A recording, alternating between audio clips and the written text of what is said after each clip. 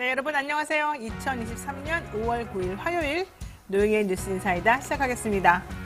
네, 잘 지내셨죠? 어제 하루 월요일이었는데 또 부모님께 효도하고 효도 받고 잘 지내셨는지 모르겠습니다. 이제부터는 또 힘차게 5월별 지내야 되는데 그래도 기쁜 소식이 있어요. 공휴일이 하나 늘었습니다. 물론 대체 공휴일이긴 하지만 석가탄신일, 부처님 오신 날 월요일로 대체 공휴일 만들기로 했었던 거죠.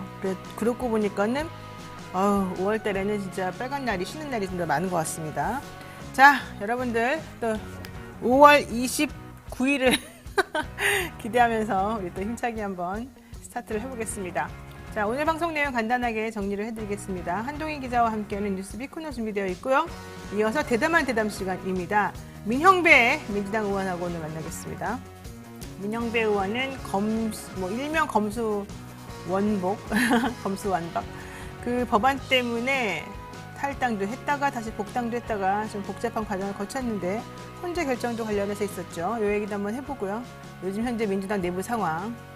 또 그리고 본인이 그렇게 욕까지 먹어가면서 만들어온 이 법안 도대체 지금 잘 되고 있는 건지 이런 것도 한번 여쭤보겠습니다. 또 화요일에는요. 청년 정치인들의 목소리를 들어보는 시간이 있습니다. 임세은 전 청와대 대변인 그리고 신익규 변호사와 함께 정치 현안 나눠보겠습니다. 생방송 중에 댓글 많이 보내주시고요. 언제든지 응원의 말과 구독, 좋아요 꼭꼭 눌러주시기 바라겠습니다. 자, 노영의 뉴스 인사이다 본격적으로 한번 시작해보겠습니다.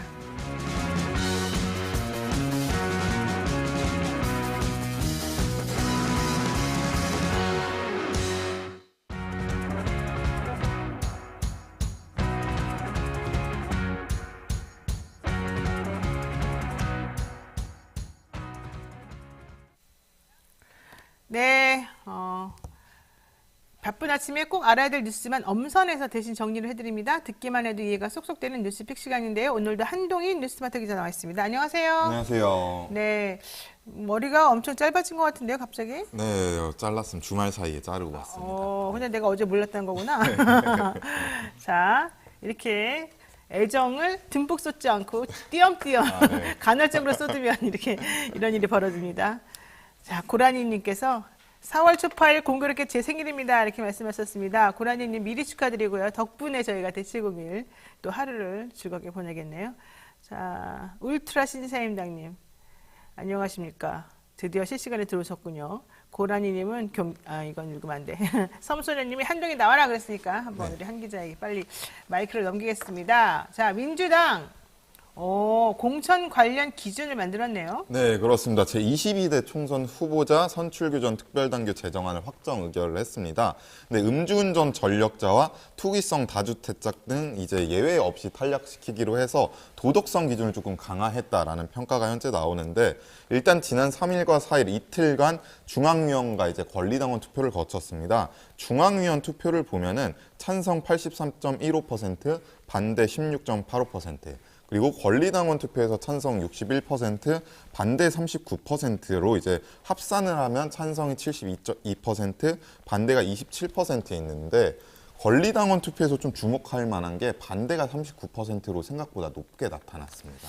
이게 조금 애매한 부분이 있긴 하더라고요. 근데 네, 어쨌든 그렇습니다. 간에 그 투기성 다주택자 이거 투기성인지 아닌지 그러니까 다주택자가 전부 다가 아니라 투기성인지 아닌지 따라서 좀 달라진다는 것 같고 네. 그다음에 안민석 의원이 지난번에 뭐 불륜, 음주운전 또 뭐 하나 또 있었는데 그거는 막 공천하면 안 된다 이런 얘기 하지 네. 않았어요? 네. 그거라서 맥을 좀 비슷하게 하네요. 네, 그래서 심사 기준에는 이번에 이제 강력범죄, 그리고 성폭력, 음주운전, 가정폭력, 그리고 아동학대, 투기성 가정폭력. 다주택자 이렇게 포함이 됐습니다. 네, 가정폭력과 아동학대 집어넣은 건 아주 잘한 것 같아요. 네, 그렇습니다. 그리고 음주운전 같은 경우에는 일단 선거일로부터 15년 이내에 3회, 그리고 10년 이내에 2회 이상 적발이고요. 윤창호법이 시행된 2018년 12월 18일 이후 적발 등이 포함이 됩니다. 그거는 뭐 예전하고 달라진 게 없네요. 예전에는 10년 이내에 뭐 음주운전 안 했으면 상관없다. 그 전에 한두 건은 봐주겠다 뭐 이런 거였었거든요. 네, 이런 부분은 사실 제대로 수정이 되지 않았다 이런 비판이 현재 나오고 있는데 일단 총선 공천 TF 단장이었던 이계 의원 같은 경우에는 역대 선거에서 이어온 시스템 기조를 그대로 유지했다. 다만 이제 도덕성 기준을 보다 강화했다라는 얘기를 하고 있습니다. 지금 좀 전에 한 기자가 반대하는 의견이 생각보다 많았다 그랬잖아요. 39%. 네, 그렇습니다. 이들은 무엇을 반대하는 거예요? 지금 동일 지역 3선 초과 연임 금지, 그리고 현역 하위 20% 컷오프 이런 혁신 공천안들이 세부적으로 빠졌고 그러네요. 뭐 논의조차 되지 않은 것도 있어서 지금 여기에 대해서 좀 권리당원들을 중심으로 좀 비판의 목소리가 높은 상황입니다. 사실 지난번에 열린민주당인가요? 네. 열린민주당하고 같이 합당할 때 네. 3선 이상 의원들은 다시 출마 못하게 하자. 네. 이런 얘기 약속했던 것 같은데. 네, 그때 약속이 전혀 지켜지지 않은 상황이고 이게 지난해 1월에 민주당 정당혁신위원회가 1호 혁신안으로 내놓은 상황인데 여기에 대해서 논의조차 하지 않았다고 합니다. 그러니까 이거는 조금 내가 봤을 때 문제가 좀 있을 것도 같고, 그리고 원래 처음 나오는 초선에 도전하는 이분들에게 무슨 뭐 10% 이상 차이가 나면은 더 가산점 준다 이런 거 하려고 그랬지 않았나요? 네, 그래서 이번에 보면은 정치 신인에 해당하는 청년 후보자에 대해서 일단 공천심사 적합도 조사에서 2위 후보자보다 10%포인트 이상 높으면 그때는 단수공천을 받을 수 있도록 규정을 해놨고 이를 제외하고 단수공천 기준은 20%포인트 이상 격차가 났을 때 단수공천을 하기로 했습니다.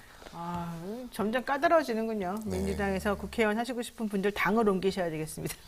그 비판 포인트가 하나 더 있는데 네. 당 공직자 평가 하위 20% 여기에 대한 컷오프가 이제 진행이 되지 않는다는 점입니다. 그러니까 이렇게 보면은 결국에는 현역 의원 컷오프는 없다라고 봐도 무방한 상황인데 하위 20% 의원들이 이제 지정이 되더라도 명단이 공개가 되지 않아서 당원들이라든지 일반 국민들은 어떤 의원이 하위 20%인지 알 수가 없습니다. 그렇군요. 근데 민주당은 점점 엄격한 기준을 내세우고 있는 것 같아요. 네. 이러다가 좋은 기준을 세우겠군요.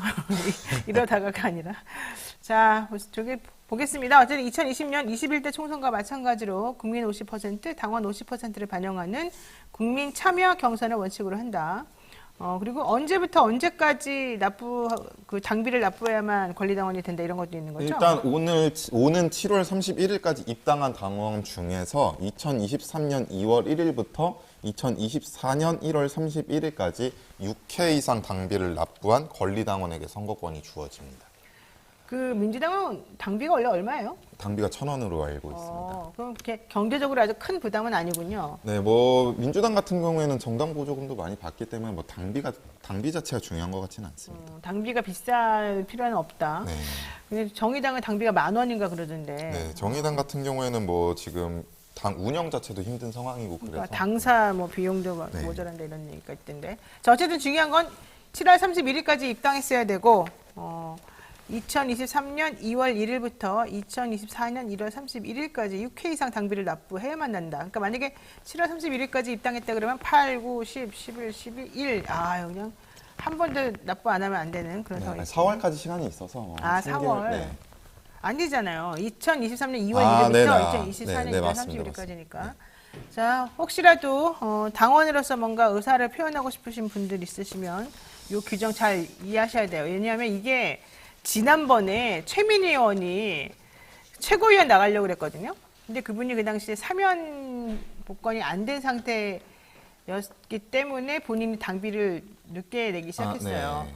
그래서 이거 6회 이상 당비 납부를 하는 사람에게 이걸 준다. 피선거권과 선거권을 준다. 이 규정을 못 맞았을까. 그것을 이제 확인을 못했어요. 그래서 최고위원이 못 나가게 된 상황이 있었죠. 물론 뭐 당에서 얘기하기는 박지원하고 뭐 상황을 좀 맞춰보겠다 이런 거였다는데 그건 좀 이상한 것 같고 어쨌든 공식적으로는 6회 이상 당비를 납부하지 못한 그런 상황이 됐긴 했었습니다. 음주운전 적용 기준도 얘기를 해주셨고요. 자, 중요한 거는 파렴치범, 민생범죄 이런 것도 안 된다 이런 얘기군요. 네, 그렇습니다. 자, 잘 돼야 되겠죠? 누구를 뽑을지 여러분들 지금부터 한번 생각해 보시고 비례 관련해서는 아직 뭐 나온 건 없죠? 네, 비례 관련해서는 아직 나온 게 없고 일단 어제 공개된 바는 이렇습니다. 네. 자, 현역 의원 기득권 유지 뭐 규정이다. 이런 얘기가 지금 나오고 있습니다. 민주당도 좀 새로운 피를 수혈하든지 좀 구태의원하고 기득권화되는 집권 세력화되는 이런 걸 좀 막으려면 사실은 지금 너무 당에서 오래 머물고 계시는 그런 분들도 조금 좀 정리를 스스로 알아서 해야 되는 거 아닌가 이런 생각도 조금 들긴 합니다. 네. 자, 다음 얘기 한번 해볼까요?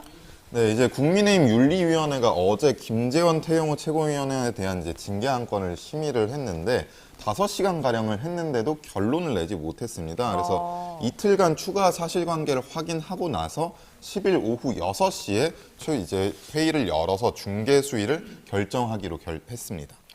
저도 안 그래도 어제 밤에도 보고 자고 오늘 아침에도 일어나자마자 확인을 했는데 결과적으로는 결론을 내리지 못하고 10일 날까지 결론을 내리겠다 이런 얘기를 하긴 하더라고요. 네, 그렇습니다.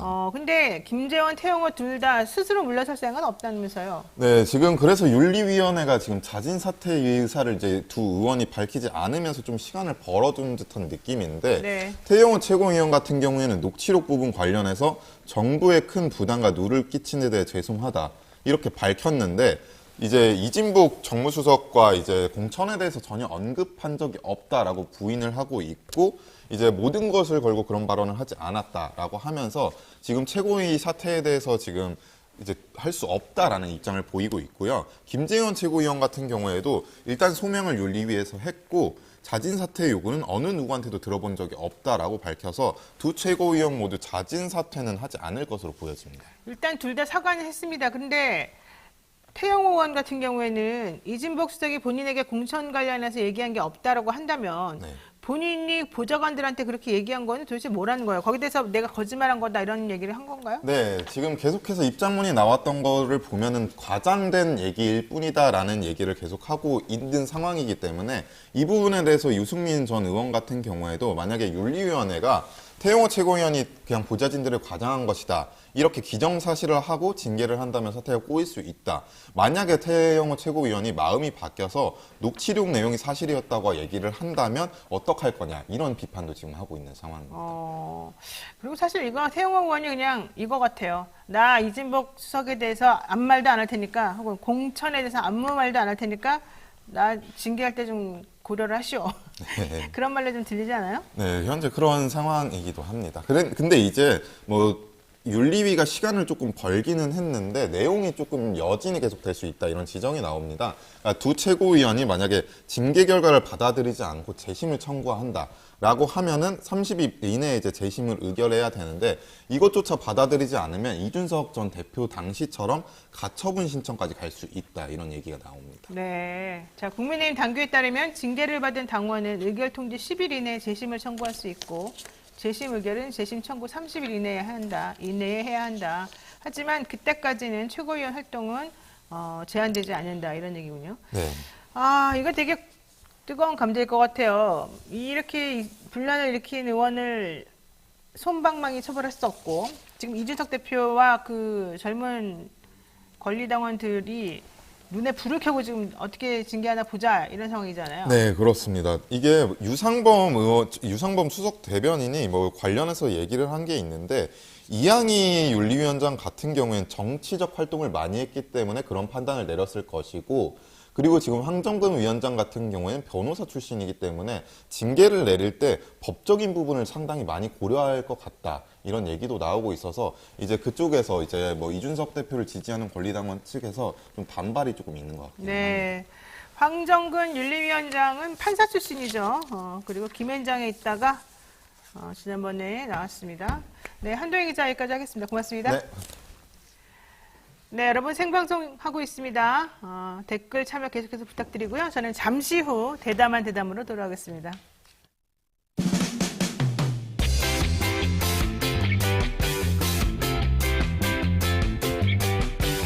여러분은 지금 노영희의 뉴스인사이다와 함께하고 계십니다.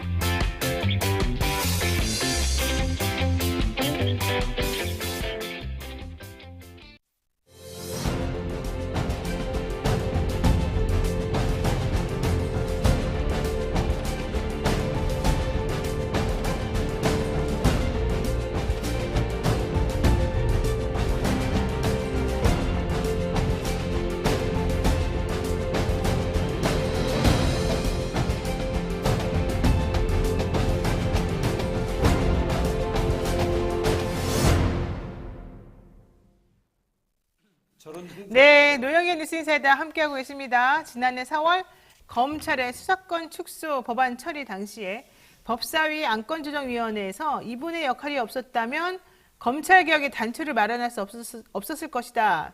당연한 얘기입니다. 그 당시에 양향자 의원이 원래는 이 법사위 안건조정위원회에서 이 무소속으로 제3당으로서 참여해서 이 법안을 회부하려고 했었는데, 그러니까 회부해 줄 것으로 기대를 했었는데 양향자 의원이 그렇게 하지 않았죠. 그래서 민형배 민주당 의원이 이 법안 처리를 위해서 내가 과감히 몸을 던지겠다라는 의지로 당시에 무소속으로 탈당해서 안건조정위원회에 상정시키고 결과적으로는 법안 통과까지 시키셨습니다.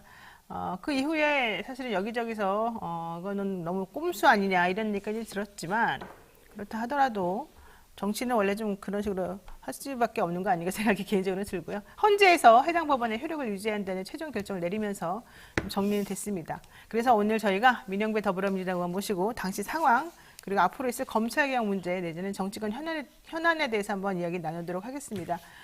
자, 어서 오십시오. 예, 오랜만입니다. 네, 반갑습니다. 저희 뉴스토트 애청자들이 되게 많이 의원님을 기다렸습니다. 그랬을까요? 네, 요즘 바쁘실 텐데 먼저 나와주셔서 감사드리고요. 지난해 4월에 탈당한 이후에 복당하기까지 1년 정도 시간이 흘렀습니다. 바깥에 물론 뭐 완전 바깥은 아니지만 바깥에 계시니까 좀 추우시던가요? 추운 줄은 잘 몰랐는데요. 네. 아, 이거 혼자 있으면 되게 외롭구나. 그런 생각은 잠깐 했죠. 그러니까요. 얼마나 힘드셨을까 생각도 들고 그래도 뭐 워낙 인기가 높으시고 지지하는 사람들이 많아가지고 그렇게 또 춥진 않으셨을 거다. 흉 보는 사람들이 많아서 그게 좀. 자, 그런데 무소속으로 지낸 1년, 그 다음에 이제 복당해서 다시 돌아온 민주당 어떻습니까? 차이가 있던가요?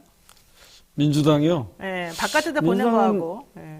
크게 달라지진 않은 것 같은데 요즘은 이제 어디 가면 복당 후에 느낌이 어때? 소감이 어때? 이런 말씀들 하시잖아요. 민주당에 대한 생각은 조금 객관적으로 이렇게 볼 수 있게 됐는데 그거보다는 이게 검찰 개혁이라고 하는 게 실제로 우리 사회의 민주적 성숙 이런 과정에서 보면 전반적으로 네. 너무너무나 중요한 과제였구나. 그런 걸 이제 되게 좀 더 뼈저리게 되겠네요. 네. 네. 그 다음에 이 정치 체계, 특히 정당 체계가 이게 좀 엉망이구나, 이게. 기억하시잖아요. 네. 금방 합의를 했는데, 금방 깨요. 네, 그러니까요. 뭐 언제 그랬냐는 듯이. 예. 그런데 거기에 대해서 또 민주당은 제대로 싸우지 못해요. 그런데 그 과정에 제가 이제 하나 느낀 건 우리 사회가 아무리 그것이 정치적인 행위로서 불가피했다고 하더라도 이 절차적 민주주의에 대해서 되게 중요하게 여기는구나. 물론 이게 이제 국힘 지지자분들이나 검찰 개혁을 반대하는 쪽은 뭐 얘기할 가치가 없는 것 같아요. 왜냐하면 네. 이런 지금 우리가 보고 있는 이 검찰 국가, 검찰 독재를 강화하기 위한 수단으로서 이분들이 이제 그렇게 그 당시 합의를 깨고 그렇죠. 당시 그대로 했으면은 뭐 좀 진전이 있었을 텐데. 그래서 그런 느낌. 그 다음에 이제 세 번째는 이거 진짜 언론의 이 무시무시한 힘. 아유, 정말 무섭죠. 이 카르텔, 그러니까 보수 언론과 보수 정치 진영의 이 카르텔이 검찰하고 같이 짜면, 그러니까 짬짬이를 같이 하는 순간부터 네. 거의 뭐 그들이 원하는 쪽으로 끌고 갈 수 있는 그렇죠. 어마어마한 힘이 있구나. 이걸 어떻게 우리 사회가 진짜 좀 앞으로 나가려면 이걸 해체해야 되는데 네. 이거 정말 어렵겠구나. 이런 생각들이 오히려 많이 들었어요. 이게 쭉 맞습니다. 보고 있으니까. 사실 지난번에 이제 국민들이 민주당과 그 문재인 정부에서 검찰 개혁을 시도했는데 실패하지 않았냐 이러면서 비난하는 사람들이 많은데 이게 말처럼 쉬운 게 아니에요. 그 기득권이라는 거는 상상을 초월합니다. 그러니까 봐보세요. 그러니까 비난할 수가 없는 거죠, 사실. 예. 그게 1단계였잖아요. 검경 네. 수사권 조정이. 그리고 지난번 그게 2단계였어요. 2단계에서는 1단계에서 6개 분야로 줄였던 검찰의 직접 수사 범위를 네. 2개로 축소했는데 이제 마지막 단계가 사실은 완전히 이 수사 기소를 분리하는 거였거든요. 그렇죠. 근데 이제 이 과제가 남았는데 지금 이 2단계마저도 사실은 이거마저도 말씀드린 이 카르텔이 너무 세게 작동하니까 법을 만들어놨는데도 이걸 억지를 써서 헌재까지 가가지고 그런 데다가 그 다음에 이 법을 마음대로 해석해서 네. 이른바 시행령 통치라고 정치를. 하는 걸 하고 네. 있잖아요. 네. 그러니까 이 정도 되면 이 체계는 정말 전력 질주해서 지금으로 치자면 여당이 전력 투구를 해야 이 3단계를 갈 수 있을까 없을까인데 지금 상황 같으면 해도 소용이 없잖아요. 그러니까 있는 법마저도 무력화시키니까. 그렇죠. 그러니까 이 상황을 돌파하지 않으면 사실은 아니 어떻게 국회에서 만든 법을 등인이 중인이를 가지고 원래 등이라고 하는 게 이 병렬적인 나열을 얘기하는 게 아니고 그 앞에 제시된 것을 제한하는 의미로 그동안 법률적으로 쓰였다고 하거든요. 네. 당시에. 그런데 이걸 확장해버리잖아요. 시행령까지. 그렇죠. 그러니까 이거는 정말 말씀하신 대로 너무 강고해서 이걸 깨부수는 게 정말 저희들한테 큰 과제다 싶어요. 근데 이제 제가 아까 여론 말씀을 드렸는데 뉴스토마토가 그동안 이 정기 여론조사를 쭉 하셨대요. 네네. 보니까 처음에 그러니까 작년 4월 제가 탈당하기 전에 검찰의 수사권과 기소권을 분리하는 것에 대해서 찬성이 46, 반대가 38이었어요. 네. 찬성이도 우세했잖아요. 그렇죠. 그런데 제가 법사위에 이제 원래는 인사청문회 때문에 들어간 건데 거기 가 있다가 이제 제가 탈당을 네, 하게 네. 되거든요. 이게 자꾸 헷갈리는 분들이 계시던데 순서를 막 바꿔서 그렇게 해요. 언론이 그렇게 하니까 그렇게 가던데 그게 아니고 원래 저는 인사청문 때문에 법사위에 갔었던 건데 상황이 그렇게 돼서 이제 탈당을 한 건데 그때 강행 처리한 것에 대해서는 반대로 40대 49로 부정적인 의견이 우세했어요. 이제 쭉 거쳐서 근데 국민의힘에서 합의안 파기한 것도 36대 47로 부정적인 의견이 컸어요. 네. 이렇게 쭉 와가지고 가장 최근에 뉴스토마토가 이 정기 여론조사를 보니까 네. 한동훈 장관 사퇴해야 돼? 사퇴해야 돼. 52. 네. 안 해도 돼. 43. 더 높아졌어요. 다시 역전이 된 거죠. 그렇죠. 그리고 민영배가 복당하는 것에 대해서 어떻게 평가해? 찬성반대. 네. 52대 47. 이렇게 지금 나오거든요. 네. 그러니까 이 과정을 쭉 보면 앞서 말씀드린 것처럼 절차적 민주주의에 되게 중요한 의미를 부여하고 있다. 그러니까 제가 이제 좀 반성하는 대목이 뭐냐 하면 그 당시 아무리 불가피한 상황이었다고 하더라도 대한민국에서는 이제 그렇게 강행 처리, 단독 처리가 호응을 받는 건 그렇게 쉽지 않다. 네. 지금도 여전히 제 복당에 부정적인 게 조금 더 많아요. 물론 오차범위 내이긴 하지만.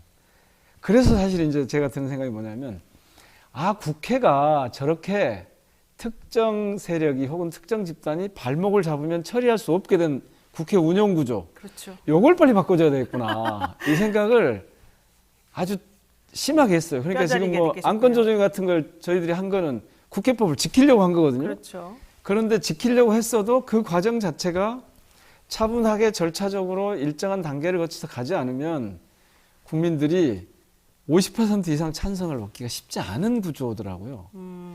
그래서 저 강고한 카르텔이 있는데 이걸 깨는 방법은 쟤들이 막 이걸 막 뒤섞어버리잖아요. 네. 근데 이걸 깨는 방법은 국회가 일정한 정도의 심의와 이 의결의 과정을 일정한 정도 거치면 좀 신속하게 처리할 수 있는 제도를 둬야 되는데 지금 신속 처리 과정은 그러니까 패스트 트랙이라고 하는 건 사실 너무 느려요. 지금까지 보면 90일 심의하고 그 다음에 하고 이런 경우가 거의 없어요. 바로 들어가면 하루 이틀 만에 혹은 길면 일주일 안에 다 처리가 되거든요. 네. 그러니까 그 당시에도 사실은 아마 국민의힘이 의사진행을 방해하지 않았으면 논의를 좀 더 했을 겁니다. 네. 제가 여기서 정말 정치적으로 중요하게 우리가 바라봐야 될 대목은 국힘과 보수 언론과 검찰은 이걸 도발을 계속하는 거예요. 의도적으로. 요걸 읽어내야 되는데 네. 봐보세요. 멀쩡하게 양당이 합의를 했잖아요. 네. 합의라고 하는 게 물론 깨질 수도 있는 거지만 그걸 아무렇지도 않게 깨요. 그럼 깬 사람에 대한 비난이 좀 있어야 되거든요. 그런데 그런 것도 그거는 없어요. 안 하고 네. 이걸 강행 처리한 쪽에다만 비난을 한 10 정도 퍼부어요. 언론이 이쪽에다는 주도해서. 1도 안 퍼붓고. 언론이 주도해서. 그래서 이런 과정을 보면서 그 전략적으로 도발을 일부러 하는, 사실 그때 분란을 일부러 일으킨 거거든요. 그렇죠. 합의로 그냥 그대로 갔으면 우리 현장사에서 되게 모양 좋은, 그리고 검찰 수사권 그 기소권 조정하는 게, 그러니까 네. 분리하는 게, 그 합의문 첫 번째 문장이 그거거든요. 검찰의 직접 수사권과 기소권은 분리하는 방향으로 한다. 이게 1번 조항이거든요. 네. 그래서 우선 6개에서 2개로 축소시켜 놓고 수사 범위를, 그 다음에 그것도 좀 그렇죠. 특위를 만들어서 완전히 하기로 한 건데, 지금 특위 하지도 않지 않습니까? 네. 뭐 하여튼 이런 과정들을 보면서 제가 지금 말씀드린 몇 가지 이 사항들을 잘 짚어가야 된다, 이런 생각을 많이 하게 됐습니다. 맞습니다. 근데 본질을 꿰뚫어 보시니까 아주 그냥 시원한 느낌이 드는데, 사실은 이 신속 처리 안건의 이 태운다 그러더라고요. 패트에 태우는 길이가 너무 길어요. 그럼요. 거의 1년이죠. 근데 문제는 저는 그거보다도 오히려 이번에는 더 잘 됐다. 왜냐하면 이걸 지금 빨리 만약에 더 태워가지고 처리를 했으면 대통령이 거부권 행사를 편하게 했을 것 같아요. 근데 이번에는 오히려 여기 태우면서 결국 내년 총선 가까이에서의 이게 이제 대통령이 거부권 행사할 수 있게 돼버렸거든요. 그러니까 그때 가서는 오히려 대통령이 거부권 행사를 마음대로 못하는 거죠. 그러니까 그때 당시에는 네, 굉장히 총선을 앞두고. 절박해서, 왜냐하면 네. 이게 검찰 국가화한다, 검찰 독재가 뻔히 보인다, 이것 때문에 하여튼 이 검찰을 수사권을 조금이라도 축소해둬야 된다고 하는 그 절박함 때문에 민주당 그랬죠. 지도부가 이걸 강행을 했는데, 요즘 같으면 지금 말씀하신 대로 엊그제 몇 가지 태웠지 않습니까? 네, 네. 특검도 태우고 몇 가지 태웠는데, 이런 것들은 전략적으로 보면 민주당 입장에서는 뭐 그래 오히려 길게 잘된 가더라도 뭐 거예요. 느릿느릿 네. 가보자, 이렇게 할 수 네. 있는 거죠. 근데 네. 이제 이렇게 되면 저쪽에서 빨리 하자고 할 수도 있어요. 그건 이제 야당이 사람이 많으니까 좀 그런 거는 좀 알아서 그런 거 좀 처리를 해줘야 되는 거 아니에요? 그래서 그거는, 그런데 이제 사실은 네. 이 선거를 앞두고 자꾸 이 입법 행위를 네. 그렇게 하면 안 되죠. 전략적으로 이렇게 운용한다는 것 자체가 사실은 아니죠. 맞습니다. 국민들이, 시민들이, 주권자들이 이렇게 해야 된다라고 하는 방향이 나오면 그걸 향해서 가도록 해줘야지. 네. 이걸 자꾸 정략적으로 우리에게 얼마나 이익인가, 이걸, 그러니까 제가 표현하자면 주권자 정치의 관점에서 이걸 봐줘야 되고, 주권자 입장에서 봐줘야 되는데, 정치인의 관점에서 자꾸 이걸 보려고 하는, 이건 아니에요. 하여튼 어쨌든. 알겠습니다.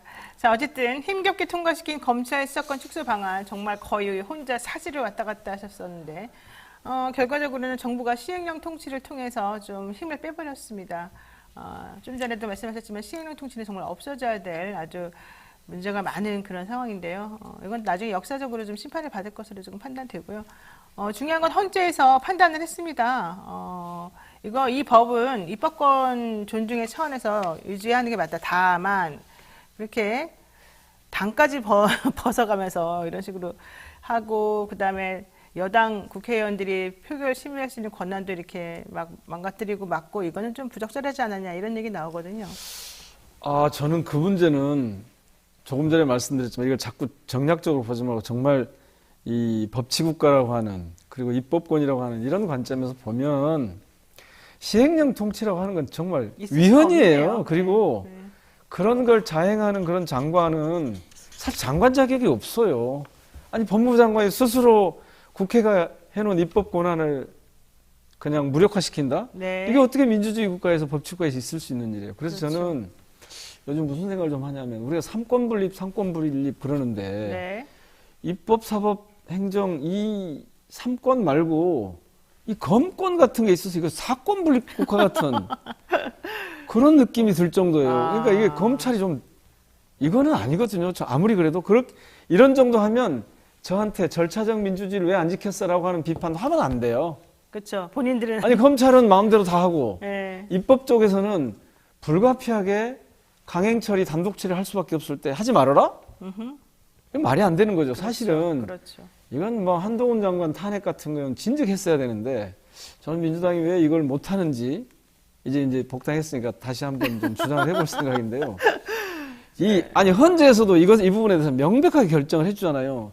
법무부하고 검찰이 이 신청한 청구에 대해서는 각하, 네. 너는 자격조차 없어. 네. 이거는 이미 우리가 4차례나 걸쳐서 다 판단해줬거든? 근데 왜 다시 이러는 거야? 라고 했잖아요. 그래서 이건 명백하게 위헌 위법인데, 아니 법무부 장관이 위헌 위법을 하고 있는데 국회가 입법권이 견제를 못하는. 그러니까 제가 사건 분립이라고 사건이다 이거. 네. 예전에 저희들이 뭐 언론에다 제 4부 권력이라고 했었는데 뭐 언론까지 포함하면 5부 권력이 생긴 것 같아요. 그렇죠. 근데 이 권력은 더더구나 특별해요. 입법도 무시하고 행정도 마음대로 하고 그리고 사법은 그래도 아직은 마음대로 못하지만 사법의 결정에 대해서도 지금 거부하는 거 아니에요. 그렇죠. 네. 이거는 정말 초법적인 지위를 누리려고 하는, 그래서 국가를 자꾸 검찰 독재 국가로 끌고 가려고 하는 이 힘을 원천적으로 거기서 제공한단 말이에요. 그래서 사실은 지금 생각해 보면 네. 당시에 수사권을 축소시키고 중기적으로 중장기적으로는 이걸 완전히 박탈시켜서 네. 다른 국가기관을 보내야 한다는 건 헌재에서도 이미 확인된 역사적 흐름이었다고 보고요. 저는 그거 민주당이 남은 이 시간에 21대 때 반드시 네. 해야 된다고 봅니다. 지금 많은 분들이 민영배 의원님을 응원해 주시면서 진실환님 같은 분은 이렇게 말씀하십니다. 민주당 중에서 일하는 의원만 응원해야 되는 거 아니에요? 민영배 의원만 일하시는 것 같은데요. 과찬이시네요. 사실 이번에 그 복당하신 시점이 그 원내대표 선거 그 전이었나요?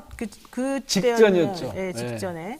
만약에 그 이틀 전에 전, 네. 네, 그 전에 이미 복당해가지고 그 전부터 혹시라도 원내대표로 나올 수 있는 그런 상황이었다면은 나오셨을까요? 왜냐면 농담으로는 나오겠다고 해봤은 적이 있는데 그렇죠. 실제로는 아마 못 나왔을 겁니다. 아니 사실 초선이라서 좀 그러긴 부담은 되는데 그래도 그때 당시에 국민들이 많이 원했던 거는 민주당이 좀 힘있게 싸워달라. 그리고 행동으로 좀 보여달라 이제 이런 거였거든요. 근데 거기에 제일 부합하는 분이 사실은 민영배 의원이 아니었나 아니, 개인적으로는 근데 그렇게 생각합니다. 예. 저는 민주당이 왜 이렇게 전투력이 약해졌을까? 그러니까 예. 제가 이렇게 보니까 이 도덕적 우월성이라고 하는 것이 민주당이 가지고 있는 되게 중요한 가치거든요. 그리고 미래에 대한 어떤 지향 이런 것들이 있는데 전망 이런 것들을 갖추려고 하는데 저는 그 야성이라고 하는 것이 왜 이렇게 약화됐을까? 네. 전투력이 왜 이렇게 떨어졌을까? 정말 덩치가 너무 커져서 그런 건가? 여당이었기 때문에 그런 건가? 그런 것보다는 여의도 정치가 갖고 있는 그 한계?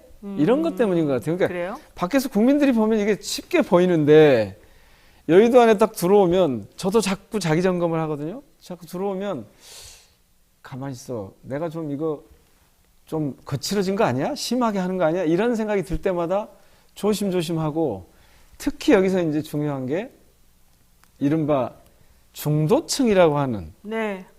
저는 이 중도층이라고 하는 거 중도층의 존재를 잘 모르겠는데 이른바 이제 스윙 보터겠죠. 이렇게 갈 수도 있고 저렇게 갈 수도 있고. 네. 그런데 이분들은 앞서 말씀드린 그런 합리적 절차와 민주주의의 그런 절차적 가치를 중시하는 분들이라고 한다면 실제로 이분들에게는 민주당이 그 자체를 강조해서 도덕성을 강조해서 저쪽에 자꾸 무너지는 것보다는 싸워야 할 때는 세게 좀 싸워주는 그걸 기대할 거라고 저는 네, 봐요. 근데 맞습니다. 그 전투력이 떨어져서 자꾸 저는 민주당이 앞으로 못 나가고 일을 못 하고 그런 거 아닌가 그런 생각을 자꾸 근데 합니다. 보세요. 예컨대 그 전투력 말씀하셨으니까 제가 그냥 추가 질문을 하는데 김남국 의원 같은 경우에 그동안에 초선이긴 하지만 그래도 본인이 목소리를 내야 될 때는 좀 세게 내는 편이기도 했었단 말이죠. 그리고 친명이라고 불리우기도 하고 그랬는데 이번에 코인 가지고 그 엄청나게 곤욕을 좀 치르지 않았습니까? 근데 이준석 대표나 그동안에 코인을 대하는 사람들의 태도하고 비교해보면 이건 좀 지나치다라는 생각이 들어요. 근데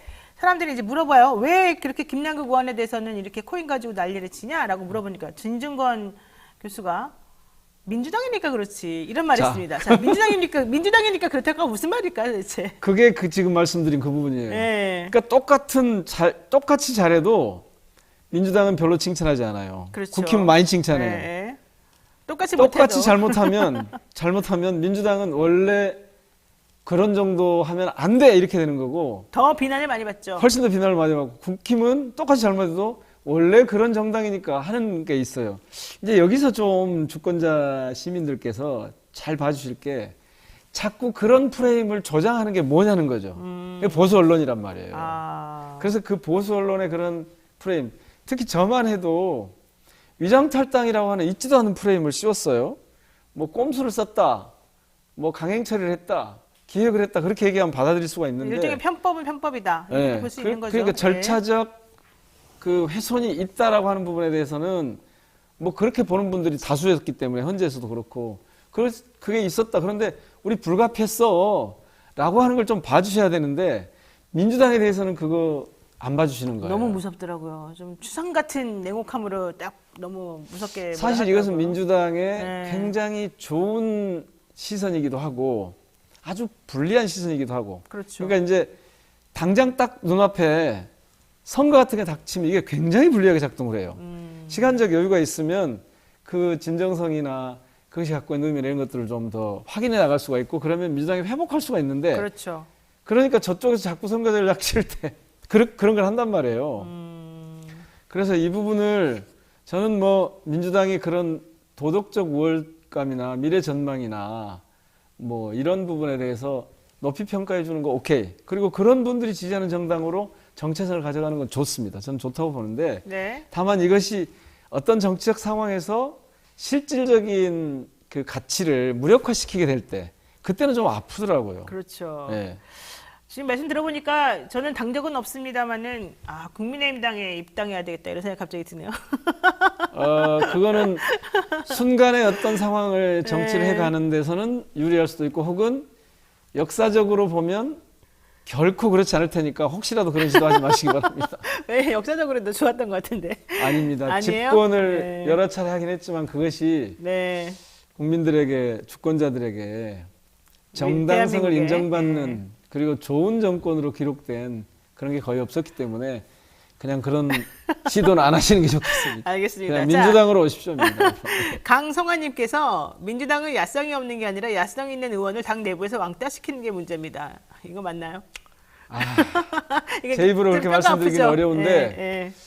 그러니까 그런 기제가 있는 것 같아요. 그 이상한 방어 기제가 있는 것 같아요. 그렇게 좀 적극적으로 나서면 뭐 쟤 튀려고 그러는 거야 랄지 그렇죠. 아니, 너만 그러는 거야? 우리도 그럴 수 있어. 그런데 그렇게 이제 일종의 내부에 이를테면 자기 검열 이런 게 좀 심해서 그렇지. 내부에 압박 세력이 있군요. 그런 게 좀 있어서 그렇지. 그렇다고 해서 뭐 적극적으로 나서려고 하는데 그걸 못하게 하고 그렇지는 않습니다. 민주당이. 알겠습니다.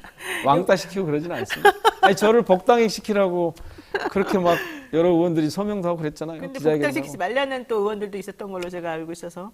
이제 그 대목이 지금 예. 지금 복당시키면 안 돼라고 했을 때 그 지금이라고 하는 게 그 가치 판단, 정치적 판단이 조금 아쉬울 때가 있죠. 그렇죠. 네. 그 어떤 저떤 핑계를 대는데 그것의 주가 뭐냐 하면 대개는 그 중도층이 말이야 우리한테 좀 호의적이지 않아. 요걸 자꾸 대거든요. 저는 그 대목을 민주당이 정말 잘 냉정하게 돌아봐야 된다고 생각해요. 이게 자기 검열이 아니고 실질적인 주민들의 뜻이다. 그리고 실질적으로 정치를 민주당이 해나가는 데 있어서 이게 도움이 되느냐 안 되느냐. 국민들에게 주권자들에게 가치 있는 행위냐 아니냐. 기준을 정확하게 잡고 가는 게 필요하다. 알겠습니다. 자, 이제 대통령 얘기도 한번 해보겠습니다. 윤석열 대통령 정부가 출범한 지 1년이 되는 날입니다. 5월 10일이면 내일이잖아요. 내일이 이제 1년째 되는 날인데요. 사실 중도층의 많은 수가 73% 정도가 어제 이제 기사 읽어보니까 너무 실망했다. 점점 나빠지더라. 뭐 이런 73%나 되던가요? 네, 그렇게 어제 제가 기사 읽었습니다. 원래 처음에 21% 정도였다 그러는데 73% 정도가 점점 실망했습니다라는 이제 응답을 했다는 것이고요. 사실은 대통령 된 이후에 지금 현재 65% 이상이 계속해서 부정적인 평가를 계속 하고 있다는 그렇죠. 거예요. 최소 60% 이상은 나오죠. 네, 부정적인 상당히 평가가. 심각한 문제일 텐데 보면은 사건 사고도 되게 많았고 대통령과 관련한 설화도 되게 많았었단 말이야. 근데 더 문제는 그런 것에 대응하는 대통령실과 대통령의 태도가 더 문제였다. 이런 생각이 들죠. 1년을 좀 평가를 해주십시오. 그러니까 제가 지금 헛웃음부터 나오는데 보다 이런 정권 처음 봤습니다. 그런 얘기 지금 여기저기서 많이 듣네요. 네. 그러니까 비유가 적절할지 모르겠는데 굉장히 불안해요. 그러니까 플래카드가 많이 붙었던데요. 불안해서 못 살겠다고. 네. 그러니까 안전벨트를 안 한 상태로 그 청룡 열차나 롤러코스터 같은 걸 탄 세상에 떨어질 것 같은데 무서워서 어떻게 타요? 그런 위기감, 그런 위험 이걸 저만 느끼는 걸까? 많은 국민들이 그렇게 느끼는 것 같아요. 네. 지금 말씀하신 대로 항상 국정 지지도가 60% 부정적인 부정평가 60% 미만 내려간 적이 없잖아요. 그러니까 그렇죠. 국내 6할 이상 혹은 7할이 늘 잘 못하고 있다고 보는 거예요. 그러니까 얼마나 불안하겠어요. 네. 민생 경제 이건 파탄이라고 하고 외교 이건 뭐 구려외교라고 하고 곳곳에 가면서 국격을 그냥 떨어뜨린다고 하고 네. 뭐 참사라고 하고 그리고 네. 민주주의 이건 두말할 필요도 없이 검찰 독재라고 하는 그렇죠. 남북 관계도 그냥 파탄, 전쟁 위험 뭐 이렇게 되면 거기다가 일하는 거는 하는 게 없는 것 같은 혹은 하는 것마저도 너무 무능해서 보이지도 않는 도대체 무슨 일을 했지? 이렇게 잘 안 보이는 네. 오직 수사만 있는 네. 수사권만 압색과 수사만 있는 영장만 치는. 네. 네, 그런 거여서 평가할 게 없어요. 실제로 뭘 한 게 있어야 평가를 평가할 게 하는데 없어요. 자 그런데 네. 왜 이건 유지되는가? 네. 그래도 우리가 절차적 민주주의니까 대통령을 뽑았으니까 네. 그래 어떻게 좀 잘 해보라고 하는 인정이 있었어요. 근래 제가 제일 주목하는 게 종교계의 흐름이거든요. 그렇죠. 종교계가 근래는 기독교까지 처음에 이제 천주교 정의구현 사재단 불교 그러다 기독교까지 지금 나섰잖아요. 네. 정권 초기에 이런 경우는 없었을걸요? 그러니까요. 사실 시국선언 하는 교수님들도 많고, 네. 예, 그게 딱 그 지역이 뭐 이쪽 호남이나 이쪽만이 아니라 대구 경북 쪽에서도 많이 있으신 것 이거 같고, 군사독재 신부님도 그렇고, 체하에서도 일 잘 못하다가 때가 되면 이렇게 하는데 근데 지금은 더 심란한 것 같아요.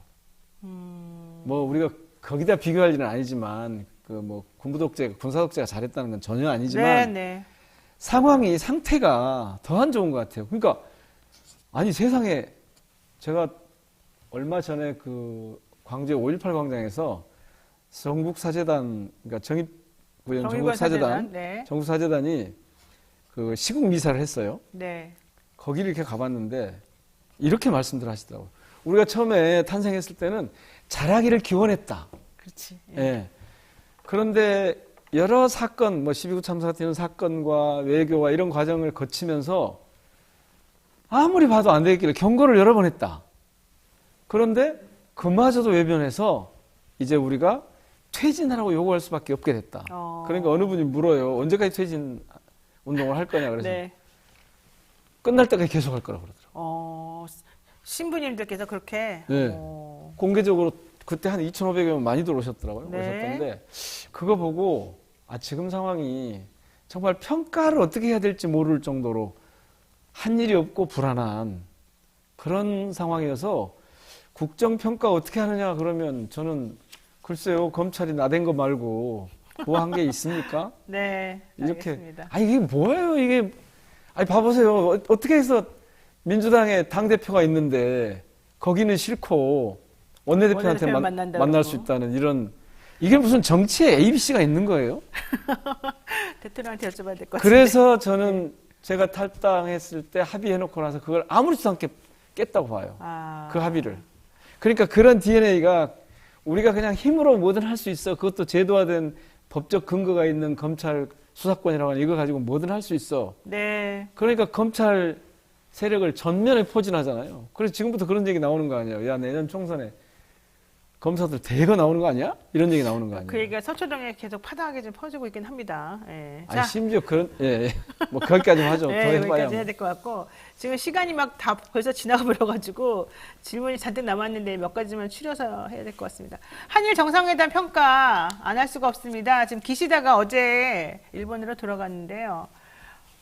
독도는 일본 고유의 영토다. 적기지 공격 능력을 보유하겠다. 이렇게 일본 3대 안보문서 지난번에 작성했고 대통령은 이해한다라는 말씀을 하셨습니다. 여기 대해서 야당인 민주당에서는 이거 재개정 좀 해달라 그랬더니 싫다 이렇게 말을 했거든요. 그러면서 개인적으로 우리나라 그 위안부나 강제노동에 동원된 분들에 대해서는 개인적으로 뭐 가슴이 아프다 이런 얘기를 했습니다. 전체적으로 이런 상황을 보게 되면은 속이 상하시죠? 그러니까 연장전이에요. 연장전. 네, 그러니까 그 방위를 했잖아요. 네. 지난번에 네. 윤석열 대통령이. 근데 그 연장전 혹은 추가 연장 뭐 이런 느낌이에요. 그러니까 이게 전반 후반이면 차라리 무슨 반전이라도 있고 뭐가 있을 텐데 연장전이어 가지고 막장으로 가는 거예요, 이게. 그러니까 보여줄 수 있는 게 더는 없는 아니 세상에 그건 사과가 아니잖아요. 개인적인 유감이라고 하는 게. 그런 말 누가 못해요. 아니 그렇게 하지 말고 정말 제대로 해야죠. 근데 당시 그랬잖아요. 뭔가 있을 것처럼. 근데 역시 꽝이잖아요. 그래서 요새 나온 게 무슨 꽝 셔틀 뭐 이런 얘기 하던데 연장전에서까지 꽝이다 네, 이런 네. 얘기인 것 같은데 아니 조사단도 아니고 시찰단이 뭐예요? 그냥 와서 보기만 해라는 거잖아요. 그냥 관광하듯이. 그 이거 완전히 무시하는 쓱 보고 거예요. 와라. 예. 그래도 대통령실에서는 성과다라고 얘기하는 것 같은데. 그게 무슨 성과냐고요? 그러니까 지금 이 용산이 국정을 보는 시각, 우리 사회나 외교를 보는 시각, 접근 방식 이런 게 근본적으로 일종의 프로토콜도 없는 것 같아요. 네. 그러니까 의존 프로토콜에 있는지 모르겠지만 국정 운영에 기본이 안 돼 있는 거예요. 그러니까 네. 말씀드린 대로 계속해서 검찰 권력을 제가 사건인 것 같다고 했는데 이걸 가지고 뭐 이렇게 지배해 나가는, 통치해 나가는 데 필요한 그런 정도의 수단을 갖고 있는 걸로 됐다 이런 정도지 이 국정을 어떻게 운영해 갈까에 대한 기본적인 원칙, 방향 이런 게 안 돼 있는 정말 한심해요. 안보문서 개정만 해도 마찬가지잖아요. 아니 그런 걸 요구를 해야 외교를 하는 의미가 있는 것이지. 네. 그쪽에서 요구하는 걸 그냥 그대로 들어주는 게 무슨 그러니까 굴욕외교란 말 그렇게 듣고 뭐 친일매국행위라고 하는 얘기를 듣는 거잖아요. 그래도 대통령은 내가 1년밖에 안 돼서 그런 거니까 양해를 해라 뭐 아이고 취지로 그 얘기를 말했습니다. 1년간 기다려줬다가 안 된다고 지금 저 종교계에서 다 그러잖아요. 네. 아니 잘할 줄 알고 우리가 처음에 응원해줬다. 근데 그게 안 된다는 거 아니에요 지금. 알겠습니다. 왜 자, 마지막 그러셔야죠? 질문 하나만 여쭙겠습니다.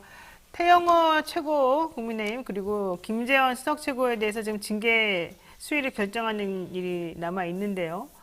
태영호 의원 같은 경우는 특히 이진복 정무수석과 통화 내용을 스스로 공개하면서 보좌관들에게 공천을 받으려면 용산의 뜻에 따라야 된다. 내가 좀 세게 나가야 된다. 이런 얘기를 한 것으로 지금 보여졌었습니다. 그런데 이렇게 되면 결국 공천 개입이라고 하는 것을 노골적으로 자기 스스로 인정했던 거였는데 지금 물론 부인하고 있습니다만은 이런 거는 우리가 어떻게 해석을 해야 되는 겁니까? 이게 지금 앞으로는 뭐 태영호 의원을 검찰 고발이라도 해야 되는 거 아닐까요? 그거는 할 것 같고 해야 되는 거고요 기본적으로. 네.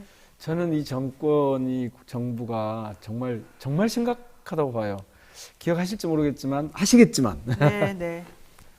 박근혜 전 대통령 공천 개입 때문에 난리가 났어요. 그때 윤석열 대통령 노무현 취하해서, 대통령은 열린우리당이 많이 당선되면 좋겠다. 그 한마디 이 말 했다고. 한마디로 탄핵 탄핵. 소추가 됐어요. 네.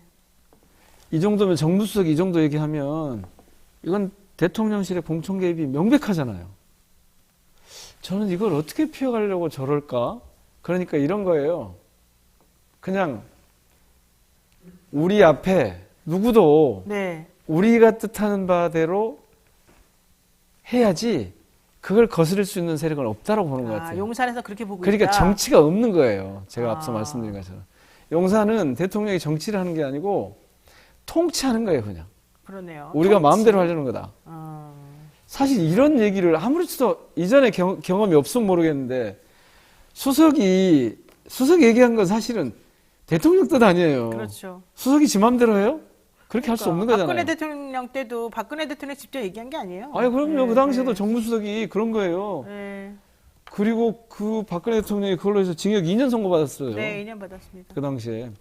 그러니까 이거는 정치를 회복하는 방법이 뭔가에 대한 고민, 야당과 대정치 세력에 대한 인정, 이런 것들을 먼저 고민해 본 다음에 이 문제에 대한 접근 방법도 나와야 될 것 같고, 그렇게 보면 네.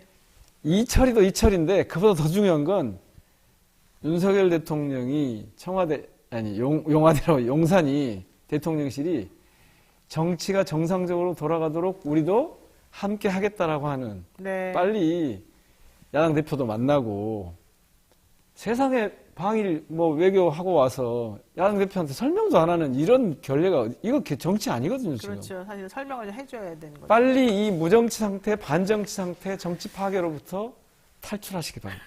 진짜로요. 벗어나지 않으면 네. 자신들의 운명이 어찌 될지 몰라요. 아, 그렇군요. 네. 알겠습니다.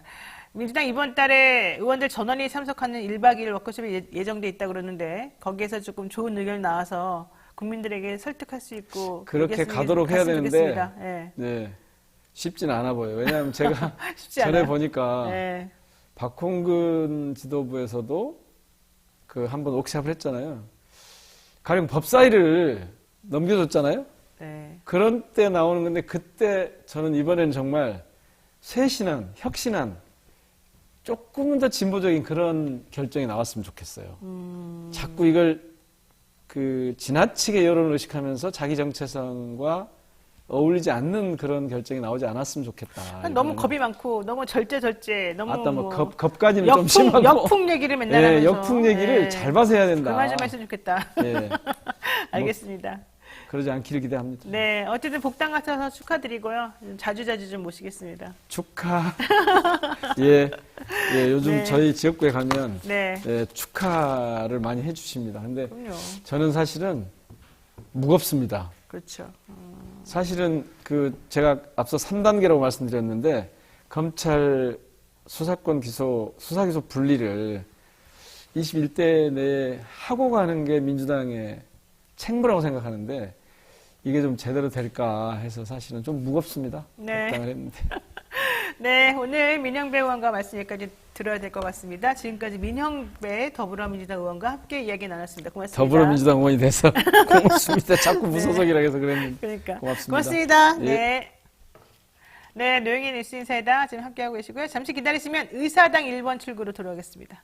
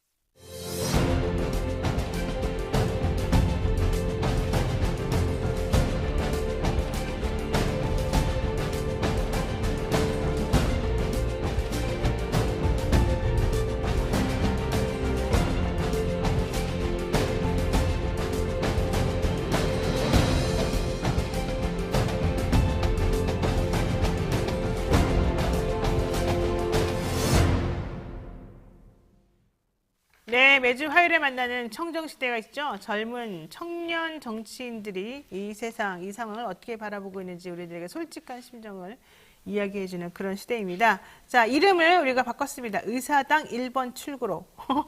왜 의사당 1번 출구인지 국회의사당 맞은편에 1번 출구가 있는데 이 청년 정치인들, 또 기득권 정치를 좀 타파하고 싶어하고 새로운 바람을 일으키고 싶어하는 이 청년 정치인들이 바로 그 1번 출구를 통해서 새로운 정치를 많이 펼쳐주기를 바라는 뜻에서 저희가 한번 만들어냈습니다. 자, 오늘 함께 하실 두 분 소개하겠습니다. 임세은 전 청와대 대변인 그리고 신윤규 변호사 모시겠습니다. 두 분 어서 오십시오. 안녕하세요.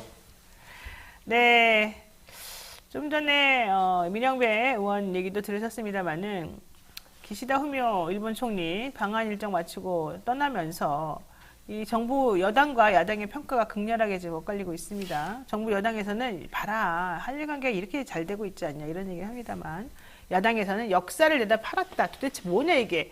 아무런 내용이 없는 정말 쓸데없는 말만 하고 간 거다. 진정성도 없다. 이런 얘기를 지금 하고 있습니다. 자, 전체적으로 한일 정상회담 어떻게 평가를 하시는지 우선 신인규 변호사님. 예, 저는 뭐 정부가 나름대로 뭐 5년이란 임기 동안에 뭐 진정성을 가지고 노력하는 것 자체를 제가 뭐 부정하고 싶지는 않은데 네. 이번에 한일 회담에 대해서는 저는 뭐 철학도 없고 내용도 매우 좀 부실했다라고 저는 볼 수밖에 없을 것 같습니다. 이번에는 사실 저는 외교의 교과서를 봤던 것 같아요. 그것은 뭐 윤석열 대통령이 오히려 뭐 잘한 것이 아니라 기시다 총리가 외무상 출신 아닙니까? 근데 정말 외교는 이렇게 해야 된다라는 것을 보여준 거 아닌가. 그래서 이번에는 그 후쿠시마 오염수 방류 문제를 가지고 아마 원포인트로 풀려고 전 들어온 것 같고요. 나름대로 일본 측이 소기의 성과를 거둬갔고, 반대로 말하면은 우리 한국은 많은 부분에 있어서 실리를 좀 놓쳤다. 전 이 부분을 매우 좀 안타깝게 생각을 하고 있습니다. 네, 뭐 계속 놓쳐왔기 때문에 이번에 특별히 기대는 사실 안 했습니다만 그래도 뭔가 하나는 좀 해줘야 되는 거 아니냐, 양심상 이런 생각을 제가 계속 했었는데 결국 기시다는 노련한 정치인이다 이런 생각을 안 할 수가 없네요. 또 사실 이제 윤석열 대통령이 이번에 또 기시다 지지율 올려준 또 지지율 요정으로 그렇죠. 또 하셨죠. 역할을 하셨죠. 그리고 사실 저는 이 시기가 좀 이상했습니다. 특히나 한일 정상회담 한 지가 사실 한 달 정도밖에 안 네, 됐어요. 3월달에 했었었는데. 네, 그런데 그게 언제 됐다고 또 이렇게 급하게 또 온 모양새가 저는 마치 이제 일본 측에서 빚톡촉하는 사람이 이제 빚 받으러 오는 것 같이. 예. 먼저 달려온 게 매우 좀 수상했었습니다. 왔을 때부터. 그래서 아마 이제 미국과의 정상회담 이후에 무언가 또 본인들이 G20 앞두고 받아낼 게 없는 것인가, 뭐 미국과의 협상에서 일본이 역할을 할 게 없는 것인가에 대한 아마 기대를 갖고 온 것 같고요. 아마 물컵의 반을 우리가 먼저 선제적으로 채웠고 그 나머지 반을 기시다가 채운다라고 이제 우리가 먼저 사과도 필요 없다 뭐 이런 식으로 이제 다 했는데 사실 저는 이번에 나머지 반을 오염수로 채웠다라고 생각합니다. 그래서 후쿠시마 오염수를 이제 국민께 이제 드린 것 말고는 저희가 받아낸 게 전혀 없죠. 네. 근데 뭐 물컵을 뭐 오염수로 채웠다라고 하시는데 저는 물에 반이 차 있지 않았습니까? 전 윤석열 대통령이 그 물 반을 그냥 본인이 마시셨다 저는 이렇게 생각을 합니다. 오염된 그 물을 아니 오염된 게 아니라 그냥 물컵의 반에 그 생수를 다 드신 것 같고 결국은 물컵에 물이 다 비어버렸다. 저는 그렇게 표현하고 싶습니다. 그냥 빈잔이군요, 빈잔. 결과적으로 이제 대한민국은 실리를 얻은 게 많이 안 보이니까 하나도 없으니까. 저는 이제 빈잔으로 표현을 네. 할 수밖에는 없지 않나 이렇게 봅니다. 그렇군요. 사실 뭐 후쿠시마 오염수 관련해서 방류 관련해서 시찰단을 보내자. 시찰단이 그냥 말 그대로 그냥 쑥 둘러만 보고 오겠다는 건데 그래가지고 무엇을 알 수 있을지 잘 모르겠고 시찰단 또 구성원들도 누가 어떻게 될지 잘 모르겠고 솔직히 말해서 그게 무슨 의미가 있느냐 이런 얘기도 많이 나옵니다. 게다가 기시다 총리 이번에 뭐 김대중 오부치 선언을 계승하며 기존에 일본이 해왔던 여러 가지 선언을 다 그냥 같이 다 담겠다 이렇게 말했는데 그렇게 된다면 아베 신조의 또 발언과 그런 철학도 그대로 유지하겠다는 뜻이어서 앞뒤가 안 맞거든요. 솔직히 말해서. 게다가 마음이 아프다라고 해놓고는 이제는 그건 개인 의견이다. 이런 아주 심각한 기교를 보여줬단 말이죠. 어떻게 보셔요? 근데 저는 뭐 주권 문제, 영토 문제, 역사 문제에 있어서는 우리가 원칙을 세우면서도 일본과 건강한 관계, 미래지향적 관계 좀 만들 수 있다고 보거든요. 네. 사실 저는 사과를 강제하는 거는 뭐 바람직하지 않다고 봅니다. 공허하죠. 상대방이 진심을 담아서 사죄를 해주면 우리가 받아들이는 거지만은 끝까지 안 하면 어떡하겠습니까? 그렇다면 우리 입장에서는 역사 문제, 주권 문제, 영토 문제에 대해서는 우리 입장을 강경하게 얘기를 하고 옛날에 YS 대통령도 저 버르장머리 한번 고쳐야 되겠다 하지 않았습니까? 그래요, 네. 그럼 저는 그 정도의 기계는 보여줘야 대한민국 대통령이다 전 보는 것이고요.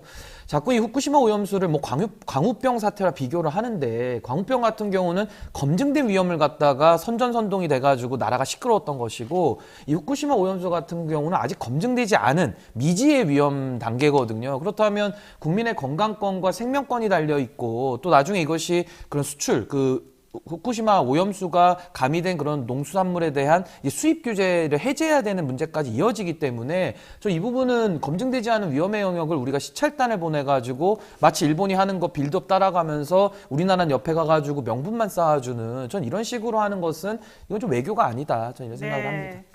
저는 이번에 사죄가 아니죠. 사실은 이게 사죄를 빌미로 전혀 안 했습니다. 그래서 남의 일처럼 참 영혼 없는 동정을 보냈다. 저는 그렇게 보여지고 사죄라는 것은 그냥 간단합니다. 미안합니다. 한마디면 돼요. 근데 빙빙 돌려가지고 무슨 뭐 개인적 사견이니 뭐니 그딴 말 할 필요 없고요. 사실 일본이 진정으로 사과할 마음이 있으면 우리나라 지금 강제 동원 문제에 대해서 대법원 판결대로만 하면 됩니다. 그리고 사죄하고 배상하면 끝이에요. 근데 그거를 뭐 있는 말 없는 말 하는 것, 뭐 당시 혹독한 환경 속에서 일하게 된 많은 분들이 힘들고 슬픈 경험을 하게 되는데 가슴 아프게 생각한다. 아니 이게 주어도 없고 뭐 누구한테 대체 가슴 아프다는 건지도 도대체 모르겠습니다. 이건 굉장히 교활한 물타기다라고 저는 생각이 되고 또 이게 그래서 기자가 묻지 않았습니까? 그럼 강제동원 그 피해자들한테 대한 말이냐? 그게 명확한 것이냐? 왜냐하면 주어가 없기 때문에. 근데 기시다 총리가 뭐는 일본 제가 사견으로 이야기한 거다.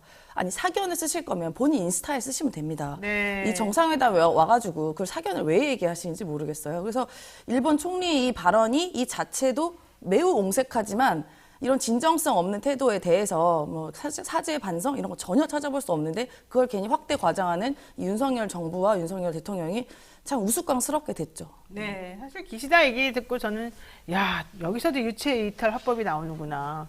사실 본인들이 그 상황을 만들어 놓고 본인들이 우리 그 노동자들을 그렇게 말도 안 되는 상황에 몰아넣는데 그걸 보고 가슴 아프다. 그러니까 자기네들하고는 전혀 무관하다는 듯이 얘기하잖아요. 그게 정말 저는 참 좀 뻔뻔하다 이런 생각까지 했는데 어쨌든 일단 돌아갔습니다. 기시다.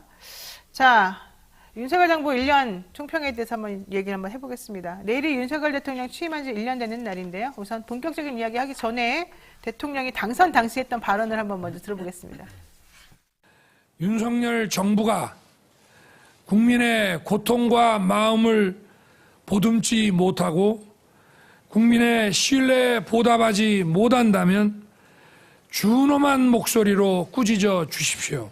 국민을 속이지 않는 정직한 정부, 국민 앞에 정직한 대통령이 되겠습니다.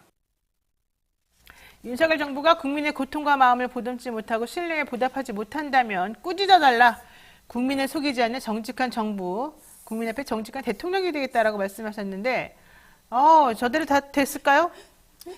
근데 저는 사실 좀 마음이 무겁습니다. 왜냐하면 저는 대선을 열심히 뛰었던 사람 중에 한 그렇죠. 사람으로서 참 대선 기간에도 양 진영이 서로 지능만 던지면서 비전이 없었거든요. 근데 특히 뭐 저는 저희 진영을 반성한다 그러면 비전이 없었을 뿐만 아니라 지금 가치가 오염됐다는 게 저는 더 큰 문제라고 봅니다. 그러니까 예를 들면 헌법 정신을 그렇게 강조를 했고 공정과 상식, 자유와 연대, 특히 지금 이제 자유라는 단어를 전 세계적으로 지금 대통령께서 돌아다니면서 사용을 하고 계시는데 그렇죠. 결국 이 저는 가치의 오염이라는 부분을 지적하지 않을 수가 없고요. 또 하나는 이제 인사 실패죠. 이것은 뭐 너무 뼈아프게 받아들입니다. 뭐 국민들께서 염려하시는 인사들만 지금 다 갖다 모아놓은 상태다. 저는 이렇게 보고요. 그러면서 결국에는 이제 지지 기반을 스스로 붕괴시켰다. 예를 들면 뭐 민주당과의 협치를 못하는 것도 문제지만은 국민의힘 안에서도 다양한 의견을 품지 못하는 그 전형이 전당대회 때 뭐 나경원, 유승민, 안철수 다 출마를 막는 것까지 나타나지 않았습니까? 그래서 저는 결과적으로 한마디로 표현하자면은 국민을 섬기는 정부가 돼야 되는데 국민 위에 좀 군림하는 정부가 되지 않았나. 저는 이 부분에 대해서는 뼈아프게 반성해야 된다. 저는 이렇게 봅니다. 네, 아까 조금 전에 대통령이 당선 연설하면서 취임 연설하면서 국민의 신뢰에 보답하지 못하면 준엄한 목소리로 꾸짖어달라 이렇게 말한 게 있었었는데 이것을 보고 우리 영원한 꼬님께서 꾸짖으면 압색하시지 않습니까? 이런 얘기를 지금 하시는데 그럼 더 꾸짖으면 됩니다. 그럼 더 세게 꾸짖- 압수수색 하는 것까지 더 꾸짖으면 됩니다. 그럼 내가 보기엔 잡혀 들어갈 것 같은데 들어가서 또 꾸짖으면 됩니다. 네. 지금 남일이라고 아무렇게나 말하는 것 같아요. 왜 이래요 진짜. 자, 우리 임 대변인 어떻게 보셨어요? 저는 나도 속고 너도 속고 우리 모두가 속았다라고 생각합니다. 특히 뭐 잘 아시잖아요. 속았어요? 양두구역 얘기하신 저는 것처럼. 근데 솔직히 진짜 이렇게 할 줄 몰랐습니다. 진짜 올렸어요? 네. 우리는 좀 속았다. 알았는데 그 당시에. 자, 임 대변인. 저는 그래서 이제 아까 말씀처럼 윤석열 대통령이 처음에 대통령이 됐던 계기가 이른바 이제 검찰로서 뭔가 굉장히 공정과 정의 그리고 뭐 살아있는 권력도 수사한다 뭐 이런 취지로 사실 굉장히 인기를 얻었고 그렇기 때문에 이제 국민적인 환호를 얻었습니다. 그래서 대통령이 됐는데요. 지금 공정과 상식, 정의와 법치를 이 윤석열 정부에 갖다 붙이기가 너무 웃겨져 버렸죠. 모두가 그 반대라고 생각을 하고 있습니다. 정의와 공정을 입에는 담고 있지만 정작 본인과 관련된 뭐 본부장이라던가 뭐 김건희 여사 관련된 거는 전혀 손도 건들지 않습니다. 그리고 이제 대통령과 대통령실이 너무 일상적으로 거짓말을 많이 해요. 그래서 사실상 거짓말을 너무 많이 하고 또 걸립니다. 걸리고 나서 걸려요? 뭐 외신할 때 걸리고 발각 어디든 됐다 걸리고 이렇게 걸렸다고 하시면 걸렸다고 하지 말고 발각됐다라고 하라. 발각이나 걸리나 차이가 있어요? 걸렸다랑 발각됐다랑? 조금 품위 있는 용어입니다. 또 품위를 찾으시는군요. 아, 네. 참네요. 발각됐다는 한자 말이고 걸렸다는 순 우리말 아닙니까? 또 외국어를 사랑하는 대통령실에 네, 있으시다 보니 그런가 또 봐요. 얘기하시는 그런 거 겁니다. 본데 저는 이제 대통령과 대통령실이 항상 그리고 너무 아무렇지도 않게 거짓말을 하는데 그거에 대해서 전혀 인정하지도 않고 국민이 이거 이상한데요? 설명해 보세요. 설명도 하지 않습니다. 아니야, 내 말이 맞아. 너네가 틀렸어. 그리고 우깁니다. 그리고 우겨요. 네, 우기고 나중에는 이제 실제적으로 뭐 외신이나 이런 데서 발각이 되면 본인들이 확인해 줄 수 없다. 이런 식으로 내빼요. 그러니까 사과도 안 하고 나중에 또 보복까지. 그러니까 이게 패턴이 반복되다 보니까 저는 이 일상적인 대통령실과 이런 거짓말이 우리 사회 윤리 기준을 어떻게 보면 좀 바닥으로 떨어뜨렸다. 그러다 보니까 뭐 집권이 여당이고 어디고 막 거짓말해도 아무렇지가 않아지게 된 게 저는 큰 문제다라고 생각합니다. 그래서 윤석열 대통령이 일본에 갔을 때 일본은 아름답고 정직한 나라 이렇게 말을 한 적이 있어요. 근데 우리나라는 이제는 윤석열 대통령 실만 없으면 정직하고 아름다운 나라가 되는 거 아닌가 그런 판단도 듭니다. 너무 센 거 아니에요, 아침부터? 1주년이다 보니. 그럴까요? 자, 그럼 1주년 평가. 신인규 변호사님 아까 이렇게까지 못할 줄 몰랐다. 근데 저는 사실 그 윤석열 대통령에 대해서 저도 신뢰를 가졌던 부분에 밑단을 들여다보면 공무원 출신 아닙니까? 그렇죠. 공무원들은 보통 징계를 두려워하기 때문에 최소한의 법은 지킵니다. 그래서 공무원 그러면은 파란불에 건너시는 분들, 빨간불이면 서시는 분들이란 우리가 일반적인 신뢰가 있어요. 네. 그래서 저도 그걸 신뢰했다는 점을 말씀드리는데 이건 뭐 지금 완전히 거꾸로 지금 하고 있기 때문에 상당히 당혹스럽고 이제는 국민들이 분노하는 거 아니겠습니까? 네. 저는 거기다가 이제 사실은 윤석열 정부의 탄생의 가장 큰 시작이 뭐였습니까? 용산 대통령실 이전을 통해서 도어 스태핑을 통해서 국민과 소통하겠다고 했는데 지금에 와서 우리가 대통령을 바라보면 1시간 동안 얘기하시면 59분 동안 본인 얘기만 지금 하시니까 저도 리더십 강의 가면은 제일 많이 듣는 것이 소통의 출발은 잘 듣는 거다 이러는데 전혀 듣지를 않거든요. 그러니까 저 같은 경우도 당내에서 뭐 쓴소리 왜 하냐 뭐 이러는데 저도 이제 좀 지쳐갑니다. 이게 뭐 쓴소리를 자꾸 해봐야 반영이 안 되기 때문에 굉장히 답답함을 지금 호소할 수밖에는 아니면 탄압도 받아요? 없고요. 아니 뭐 탄압이라는 거는 뭐 다 이렇게 받아낼 각오가 돼 있기 때문에 전혀 문제가 안 되고 표정이 너무 결연해 지금. 나라 걱정을 많이 하고 있습니다. 예. 진짜 그런 그리고 것 같아. 저는 윤석열 대통령 저 요 부분은 제가 꼭 지적하고 싶은데 그 3.1절 기념사라든지 4.19 기념사를 봤을 때 굉장히 연설문의 지금 수준이 떨어지지 않습니까? 너무 떨어지죠. 근데 저는 그 용어에 대해서도 뭐 사기꾼 얘기가 나오고 뭐 그때 그 용어 뭐였죠? 그 녹음 파일 나가가지고 뭐 쪽팔린다 뭐 이 XX 저 XX 막 이런 것들이 막 난무하지 않습니까? 저는 지도자의 언어로서는 당연히 그거는 부적절하지만은 그런 게 드러났으면 국민 앞에 사과를 해야 돼요. 근데 네. 전혀 사과하지 않고 아까 임세현 대변인 말씀대로 그냥 뭉개고 가면은 다 될 줄 알거든요. 아니요, 국민들의 귀에 남아 있고 마음에 남아 있습니다. 그래서 저는 지도자의 그 갖춰야 될 언어로서의 품격을 갖췄는지도 저는 좀 돌아봐야 된다. 저는 이렇게 봅니다. 봄내님께서 야 역시 청년 정치 100점입니다. 이렇게 좋게 또 평가를 해주셨는데 두 분이 아주 그냥 시원시원하게 말씀 잘해주시네요. 자 어제 발표된 리얼미터 여론조사를 살펴보면은요 긍정평가 대통령에 대한 긍정평가 의미 없습니다만 0.1% 오른 걸로 그래서 34.6% 나왔고요. 부정평가는 62.5%가 나왔습니다. 그런데 여기서 특이할 만한 거는 사실 뭐 이게 중요한 건 아니고요. 2030 세대 변심을 한번 볼 수 있다는 겁니다. 이들이 초창기에 이 윤석열 대통령에 대한 기대가 컸던 것 같고 많이 후한 점수를 줬던 것으로 보이는데 지금 부정평가가 69.9%예요. 2030 세대, 20대에서 특히 30대에서는 부정평가가 72%예요. 와, 이거 어떻게 봐야 되는 겁니까? 우리나라에 희망이 있다라고 저는 생각이 희망이 듭니다. 있다. 네. 오. 제대로 본 거죠. 그래서 네. 사실상 뭐 0.1이니 뭐니 올랐다고 하지만 줄곧 윤석열 대통령의 그 부정평가, 그러니까 부정 콘크리트 항상 60% 정도였어요. 50% 후반, 60% 전체적으로는. 그러니까 이제 2030에서는 조금 더 수치가 높은 것 같고 아마도 이제 2030 같은 경우는 오히려 매체, 유튜브나 이런 뭐 온라인에 훨씬 더 이렇게 가깝게 친근하게 다가오다 보니까 일반적인 언론에서 다루지 않았던 윤석열 대통령과 윤석열 정부의 이런 민낯을 우리도 더 자세하게 볼 수 있지 않았나 싶습니다. 그리고 초반에는 윤석열 대통령이 마치 정말 공정한 것처럼 마치 본인이 정의의 사도인 것처럼 이렇게 행동을 했었고 그런 부분에 대해서 아마 매력을 느꼈을 수도 있겠지만 지금 여러 가지 상황을 봤을 때 윤석열 대통령은 정반대의 길을 가고 있고 아무리 청년 세대가 생각해도 이건 말도 안 되는 일들을 계속 반복하다 보니 이제 민낯을 안 거죠. 그리고 윤석열 대통령 같은 경우는 지금 본인은 역사에 있어서는 과거를 뭐 덮어놓고 미래를 향해 가자 하지만 정작 본인의 국정에서는 과거만 들추고 있단 말입니다. 맨날 전 정부 탓하고 뭐 전 정부 사람 탓하고 하기 때문에 그런 모습을 봤을 때 미래를 이제 내다봐야 되는 청년들은 언제까지 미래의 모습을 안 보여주고 계속 과거만 저기 뒤지고 있나 이제 이런 면에서도 좀 실망하지 않았을까 이렇게 생각합니다. 네. 2030 세대가 실망한 것도 있고요. 이번에 여론조사 하나가 또 있는데요. 취임 1년차 직무수행 평가하면서 여야 누가 더 잘하냐 이거보다 누가 더 못하냐 이런 경쟁한다고 지금 나오고 있습니다.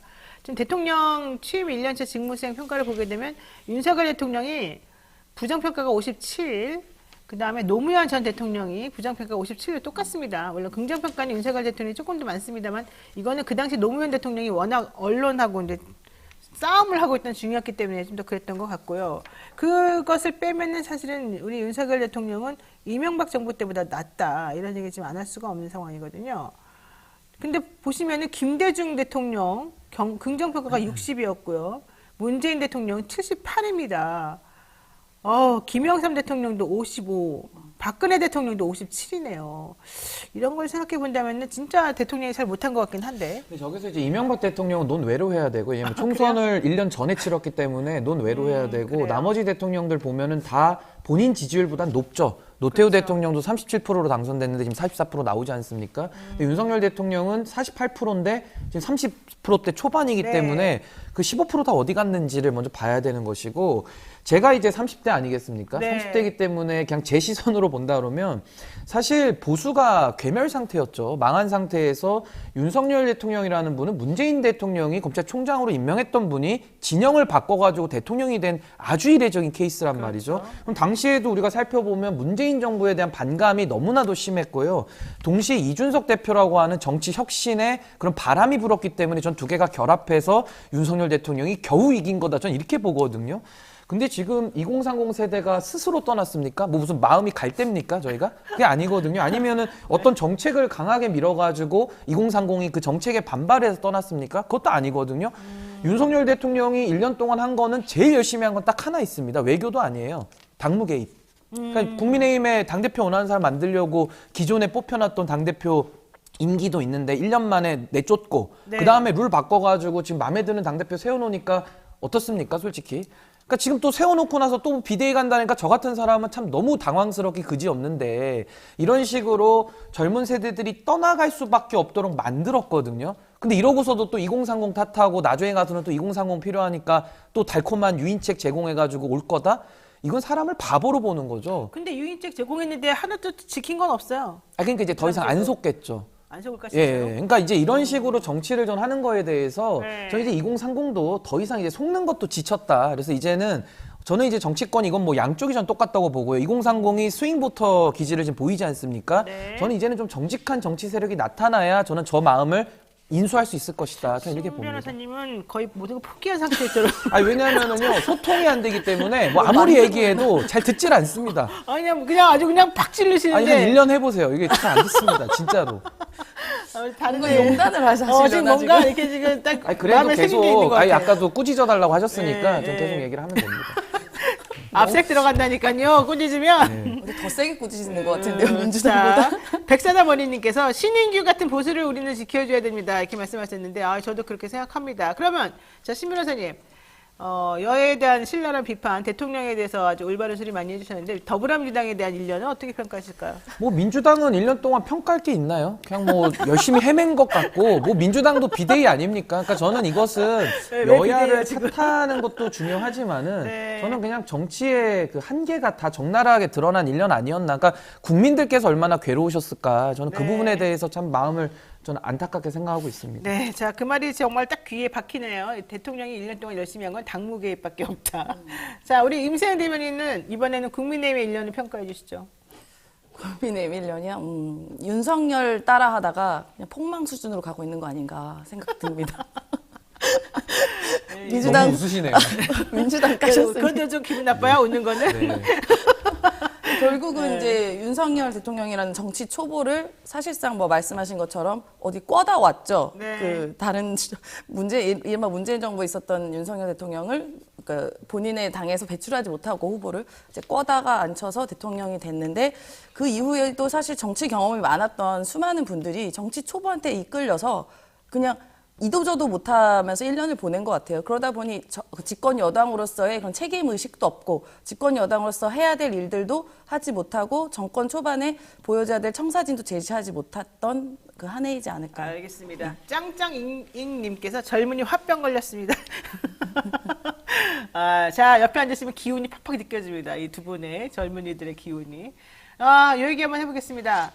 징계 얘기를 안 할 수가 없네요. 우리 신인규 변호사님 기다리셨을 것 같은데 김재원 태영호 최고위원에 대한 징계가 어제 결정되지 못했고 10날 오후에 지금 나온다는 거잖아요. 자진사퇴 절대 안 한다. 이러면서 약간 뭐 내가 뭘 잘못했냐. 오히려 나는 피해자다. 이런 코스프레를 좀 하는 것 같이 느껴져요. 어떻게 보십니까? 징계 수위나 뭐 이런 거. 뭐 저는 이제 지금 윤리위는 과거 그 이항희 윤리위는 아니고요. 이제 황정근 변호사가 새로 윤리위원장이 네. 선임이 돼서 윤리위원도 다 바뀌었다는 거 먼저 말씀드리고요. 바뀌었대요. 예. 저는 뭐 김재원 수석 최고위원이나 태영호 최고위원이나 일련의 지금 이 실언들과 구설수들을 바라봤을 때 이것이 정말 보수의 지금 실력 아니냐. 저는 이렇게 보고요. 저는 이분들에 대해서 얼마나 국민의 눈높이와 민심과는 동떨어진 행동을 지금 보여주고 있는가. 네. 전 이제 여기에 대해서는 뭐 반성해라 이제 이런 말도 더 이상 뭐 저는 아깝다. 통하지 않는다고 보고요. 저는 윤리위가 저는 가장 좀 강한 중징계를 저는 할 거라고 봅니다. 왜냐하면 중징계를 하지 않고 이거를 그대로 만약에 이어간다거나 아니면 경징계로 이걸 덮는다고 했을 때는 엄청난 역풍이 불 거거든요. 그렇기 네. 때문에 저는 국민의힘이 중징계 외에는 지금 다른 선택지가 없다. 근데 중징계를 했을 때는 어떤 문제가 있냐면요. 김재원 수석 최고를 건들면 또 정강훈 목사가 그러니까. 발끈을 하고 네. 또 태영호 최고위원을 만약에 중징계를 해서 총선을 못 나가게 하면 이분의 녹취록을 들어보면 얼마나 재선에 대한 욕구가 강한지 다 확인이 되지 않습니까? 네. 그럼 태영호 의원이 가만히 있겠습니까? 그래서 예를 들어 태영호 의원이 뭐 소위 양심 고백이나 이런 거라도 한다 그러면은 이거 난리 나는 거거든요. 그러니까 지금 뭐 국민의힘 윤리위는 상당히 지금 좀 가드불가 기술에 가불기라 그러죠. 거기에 지금 걸려 있는 거 아니냐 이렇게 봅니다. 가불기까지 나왔는데 근데 지금 이 얘기는 신 변호사님의 이 말은 사실은 되게 중요한 말인데 이거 같아요. 태영호 최고가 이진복 수석이 나한테 공천 얘기 한 적이 없다. 나 그러면서 자기 녹취록에 자기 스스로 한 말을 부인한 상황이잖아요. 그러니까 굉장히 이례적인 상황이죠. 그렇죠. 근데 네. 지금 신 변호사님 말씀은 그것이 사실은 지금은 부인하고 있으나 본인에게 중징계가 내려지면 어떻게 또 변할지 모른다. 결론적으로 그러한 종류의 공천 개입이나 얘기가 실제 있었을 가능성이 높다. 이렇게 보는 거죠. 그러니까 이제 저는 그렇게 생각해요. 사람이라는 게 네. 내밀의 공간이나 비밀이 보장된 곳에서는 진짜 진실을 얘기하는 게 보통이거든요. 네. 우리가 막 자기 골방에서 거짓말을 이러진 않지 않습니까? 그건 이상한 겁니다, 정말로.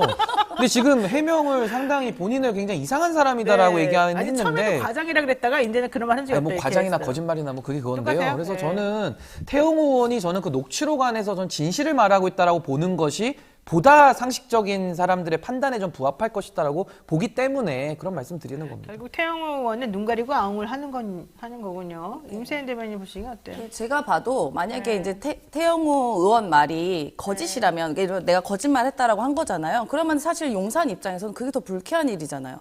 어쨌든 대통령실을 끌어다가 본인의 공천을 문제로 어쨌든 보좌진들과 거짓말을 했고 그게 언론에 나왔어요. 그럼 이게 사실 대통령실에서는 예전부터 대통령이 당무개의 하지 않는다라고 공식적으로 이야기했는데 실제적으로 했었던 여러 가지 정황들을 거짓말로 막 해서 언론에 드러난다? 그러면 대통령실은 그동안 어떻게 했습니까?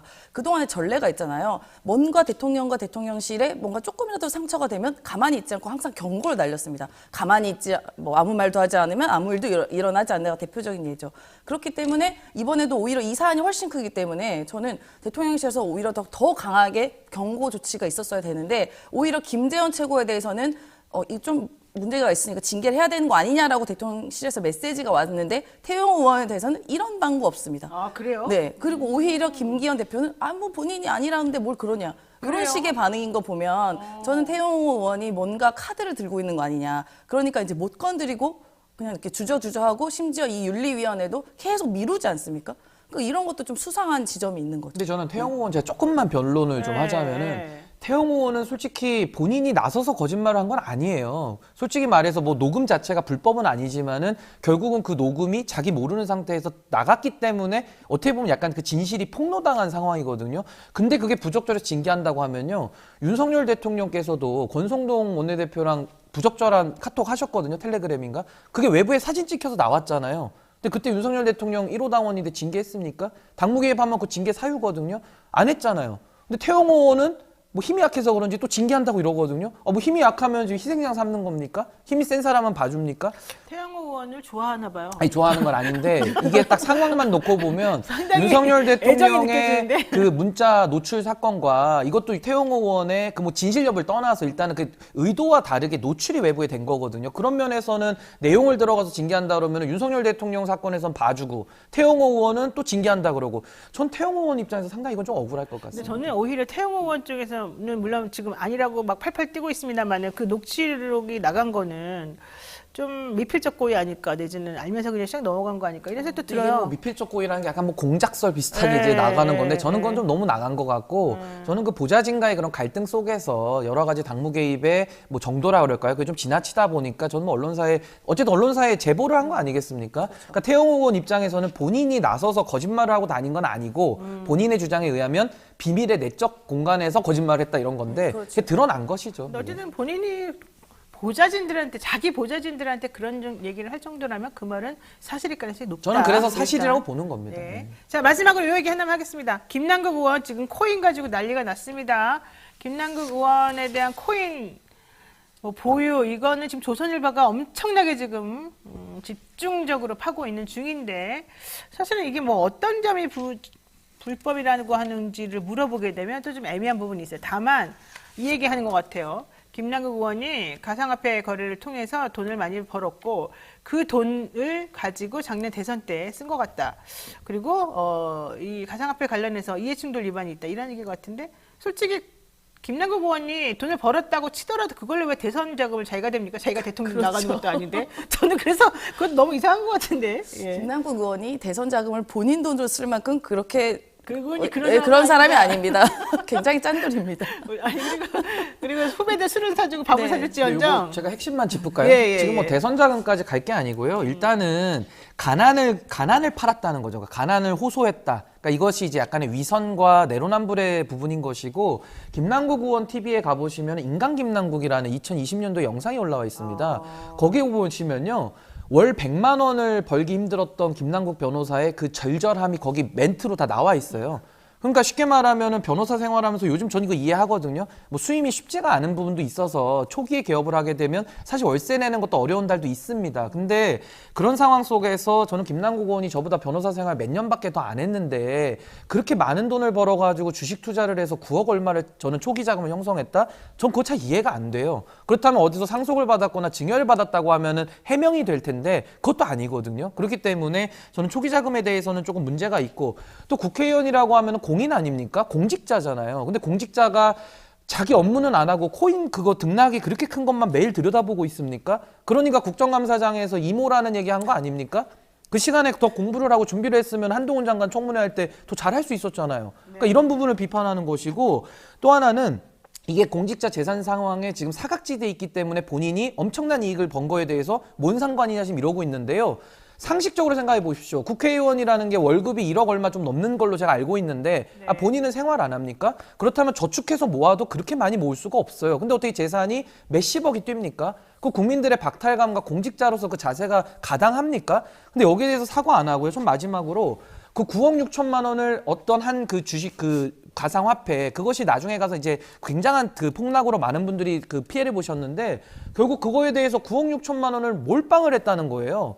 이게 상식적으로 말이 됩니까? 아니 짠돌이라고 하시는데 보통 짠돌이들은 뭐 하나 이렇게 저축해가지고 모아서 재산 증식을 하시지 그런 투기적으로 자기 전 재산을 거의 무슨 로또 사듯이 이렇게 해가지고 할 수 있다는 거는 소위 말해서 좀 내부자 정보나 어떤 좀 안심 장치를 가지고서 한 거 아니냐라는 합리적인 의심이 있거든요. 근데 그러기에는 너무 지금 폭락해가지고 가지고 예, 있는 게 그래서 하여튼 이 없다는 거죠. 부분에 대해서는 여러 가지 의혹들이 있기 때문에 김남국 의원이 저는 소상하게 하나하나 묻는 거에 대해서 답을 해야지. 어제도 장경태 의원 나와셔가지고 뭐 검소한 게 죄냐 이러시는데 아무도 검소한 걸 죄라고 얘기한 적이 없습니다. 왜 가난을 팔았냐고 지금 묻고 있는데 엉뚱한 답을 하고 있는 거예요. 일단 그 김남국 의원 말은 내가 40년 내내 가난하다고 검소하다고 말했는데 그럼 40년 내내 팔고 다닌 거냐 이런 얘기도 했습니다. 근데 하나 질문할게요. 이준석 대표도 공인이고 당대표까지 했었습니다. 근데 본인이 선거 3번 치를 돈 벌었다 그러고 얘기를 했잖아요. 그때 저는 와 진짜 똑똑하다 잘했다 이런 생각을 했었고 비난하는 사람 별로 없었거든요. 청년 세대도. 왜 이준석 대표랑 김남국 의원은 달라야 되는 건가요? 저희가요 코인 자체를 지금 죄악시하지 않습니다. 뭐 코인은 젊은 세대들이 재산 증시 수단을 쓰고 있기 때문에 굉장히 안타까운 일이죠. 우리나라 투자할 데가 많이 없으니까. 근데 김남국 의원과 이준석 대표의 차이는 뭐냐면요. 코인을 한 건 똑같은데 이준석 대표는 가난하다고 하면서 어디 가서 한 푼 주세요 이러지 않았어요. 근데 김남국 의원은 본인이 지금 가난하다면서 뭐 예를 들면 그 구멍 뚫린 신발이라든지 라면만 먹는다든지 본인의 가난함을 자꾸 강조했거든요. 그 영상도 보시면은 변호사 김남국은 월 100만 원을 벌기 힘들어서 어려웠습니다 하면서 민생 경제를 본인이 잘 이해한다면서 자신의 가난함을 갖다가 후원에 대한 그 수단으로 썼거든요. 이 부분을 지금 국민들은 조금의 이런 뭐랄까요, 뭐 기망당한 느낌? 아니 가난하지 않잖아, 많은 돈을 갖고 있잖아 이러면서 국민들은 좀 화가 나실 수도 있고 내지는 코인을 통해서 너무 많은 돈을 지금 공직자가 불렸기 때문에 거기에 대한 저는 박탈감 아니냐 저는 이렇게 봅니다. 근데 김남국 의원 제가 옛날부터 알았는데 진짜 가난하긴 했어요. 물론 근데 재산이 그렇게 있다라는 게 저는요 제가 하나만 여쭙고 싶은 게 김남국 의원은 방송 생활 조금 했고 저도 방송해봐서 알고요. 그렇게 돈 못 모읍니다. 그리고 변호사 생활에서 아마 많이 얻었을 거거든요. 네, 그럼 많이 제가요 벌었을 거예요. 내역은 아니더라도 수익 건수라도 저는 공개했으면 좋겠습니다. 그러니까 아마 이제 그 전에 코인 전에 주식 투자를 해서 그걸로 조금 돈을 모았고 그러면서 이제 이게 금액이 많아져서 불려졌겠죠. 불려져서 주식이 규제네요. 거의 그 불려져서 정도면. 저도 네. 제가 증권사 투자왕이네, 출신인데 투자왕. 도대체 어떻게 했을까 궁금하긴 하더라고요. 그래서 어쨌든 그러면서 이제 재산이 불렸던 과정인 거고 아까 말씀하신 것처럼 가난을 팔았다기보다는 어쨌든 후원금 주세요 할 때는 더 심한 분들도 있습니다. 뭐 후원금 주세요가 뭐죠? 유튜브에서 후원금 내라고 예, 뭐 후원금이 아니, 다 국회의원들이 연간 모으는 네. 후원 금액이 1억 김남국 의원이 항상 5천 1등 하거든요. 네, 있잖아요. 뭐 그래서 3억씩 모으는 거 어떤 분들은 뭐 거의 막 이렇게 정말 제발 좀 도와주세요. 막 이런 분들도 있고 그래요. 이제 후원금 그래요? 약간 유머러스하게 한 건데 어떤 그런 과정에서 뭐 이렇게 약간 본인이 항상 살아왔던 거나 이렇게 맨날 똑같은 옷 입고 이런 거가 있었잖아요. 그러니까 그런 이미지가 밥 한번 사는 거 못 봤다니까요. 네. 그리고 자기 맨날 돈 없다고 라면 먹고 다녔어요. 진짜로. 이건 내가 진짜로 알고요. 네. 같이 술을 먹으면 술병이 좀 멋있는 게 빈 병으로 남아 있잖아요. 내가 가져가도 됩니까? 그래요. 그게 약간 맞아요. 가져가놓고는 그걸 중고시장에다 제가 내놨다는 얘기할게요. 거. 이준석 대표는 차이가 뭐냐면 일단 한 명은 국회의원이라는 공직자고 한 명은 공직자가 아닌 게 첫 번째고요. 두 번째는 김남국 의원은 가난하다라는 걸 강조해서 후원금을 얻었다면은 이준석 대표는 알려준 거 아닐까 해요. 원래 그냥 그러고 살아요. 그리고 1분 그 38초짜리 영상이 있습니다. 그래요. 한번 봐야 되겠습니다. 보세요. 평소랑 똑같아요. 그게. 자, 네, 어쨌든 뭐. 중요한 건 그거 같아요. 이 코인을 처음에 어떻게 사게 됐느냐. 주식을 팔아서 모은 돈으로 투자를 처음에 했다. 근데 코인 가격이 한창 동안 막 치솟았잖아요. 그러니까 본인이 뭘 어떻게 내부자 무슨 정보 이런 걸 하기보다는 어쨌든 본인이 이게 올릴 거라고 생각해서 거기다 투자해서 올랐겠죠. 근데 어쨌든 그러고 난 다음에 또 지금은 그게 또 떨어졌다는 얘기인데 거기에 자기가 무슨 힘을 발휘하거나 영향력을 행사한 건 없을 테니까 그런 쪽으로 저는 자꾸 몰아가는 거는 옳지 않다고 보고 국민의힘 당의 당대표가 민주당의 의원보다 나을 수도 있어요. 사실 공적인 의미, 공익적인 의미에서 본다면. 그래서 그거를 꼭 그렇게 1대1로 국회의원이 더 국민이니까 더 조심했어야 된다. 이런 말은 저는 좀 부적절하지 않나 생각하고 다만 그런 과정 중에서 만약에 어떤 불법이 있다. 그럼 그 불법에 대한 소명을 해서 확인을 하면 되는 거다라고 생각하고 너무 과도하게 오히려 지금 현재 조선일보나 등등에서 하는 거는 저는 자꾸 이런 영끌 같은 느낌, 그 다음에 2030 세대를 자꾸 자극해서 봐라, 얘 너네랑 똑같은 사람 아니야? 얘는 너네들한테 이렇게 같은 편이라고 얘기하면서 너네랑 똑같이 가난하다고 하더니 봐라 얘 뒷구멍으로 이렇게 돈이 많지? 이러면서 그 사람에 대해서 나쁜 이미지를 자꾸 형성하려는 거. 저는 이건 좀 아닌 것 하나만 같아요. 지적하고 싶은 게요. 공직자는 권력을 갖고 있거든요. 그리고 내부 정보 같은 것도 국회의원은 입법권을 갖고 감독권을 갖고 있기 때문에 많은 정보를 취합합니다. 근데 이런 국회의원이 공직자가요. 국민의 대표가 자기 재산에 저렇게 증식하는데 애를 쓰면요. 그럼 국회의원으로서 직무는 어떻게 하고 있는지 전 여쭙고 싶고 김남국 의원이 국회의원으로서 평가를 잘 받고 있는 건 아니라고 전 보거든요. 그렇기 때문에 이 부분에 대해서 전 본인이 반성할 필요는 있다.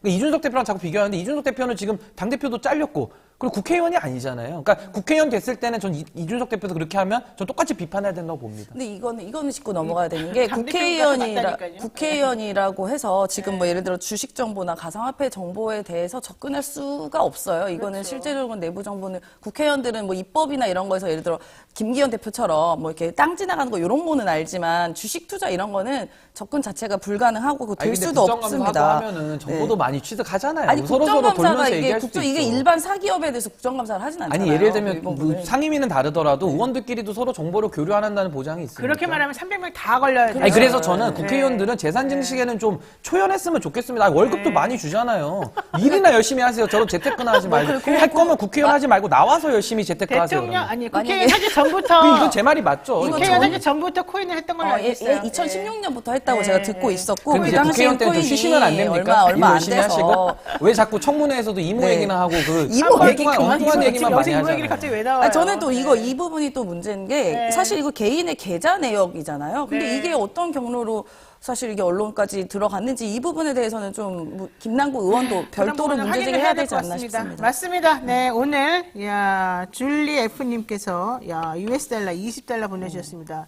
진실보도 너무 감사드리고 우리 청년 정치인들에게 인사드리겠다고 말씀하시네요. 고맙습니다. 오늘 두 분과 여기서 인사 나눠야 될 것 같은데 우리 신인기 변호사님 오늘 아주 그냥 또 새로운 모습을 보네요. 계속해서 탄압당했으면 좋겠어요. 시원시원합니다. 네, 두 분 오늘 말씀 고맙습니다. 네, 감사합니다. 네, 오늘 방송 저희 여기까지 하겠습니다. 오늘 되게 속 시원하셨죠? 나가기 전에 구독, 좋아요 꼭 눌러주시고요. 내일은 최지봉 교수와 함께 오겠습니다. 고맙습니다.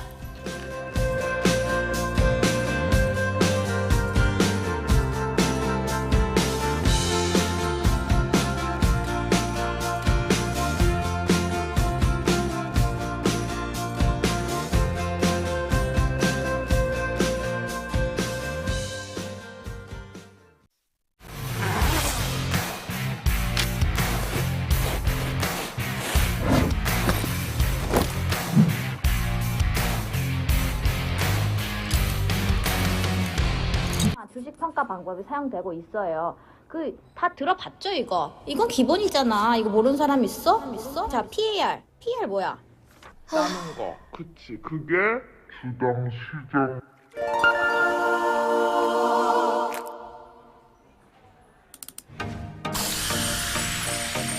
걱정 마세요.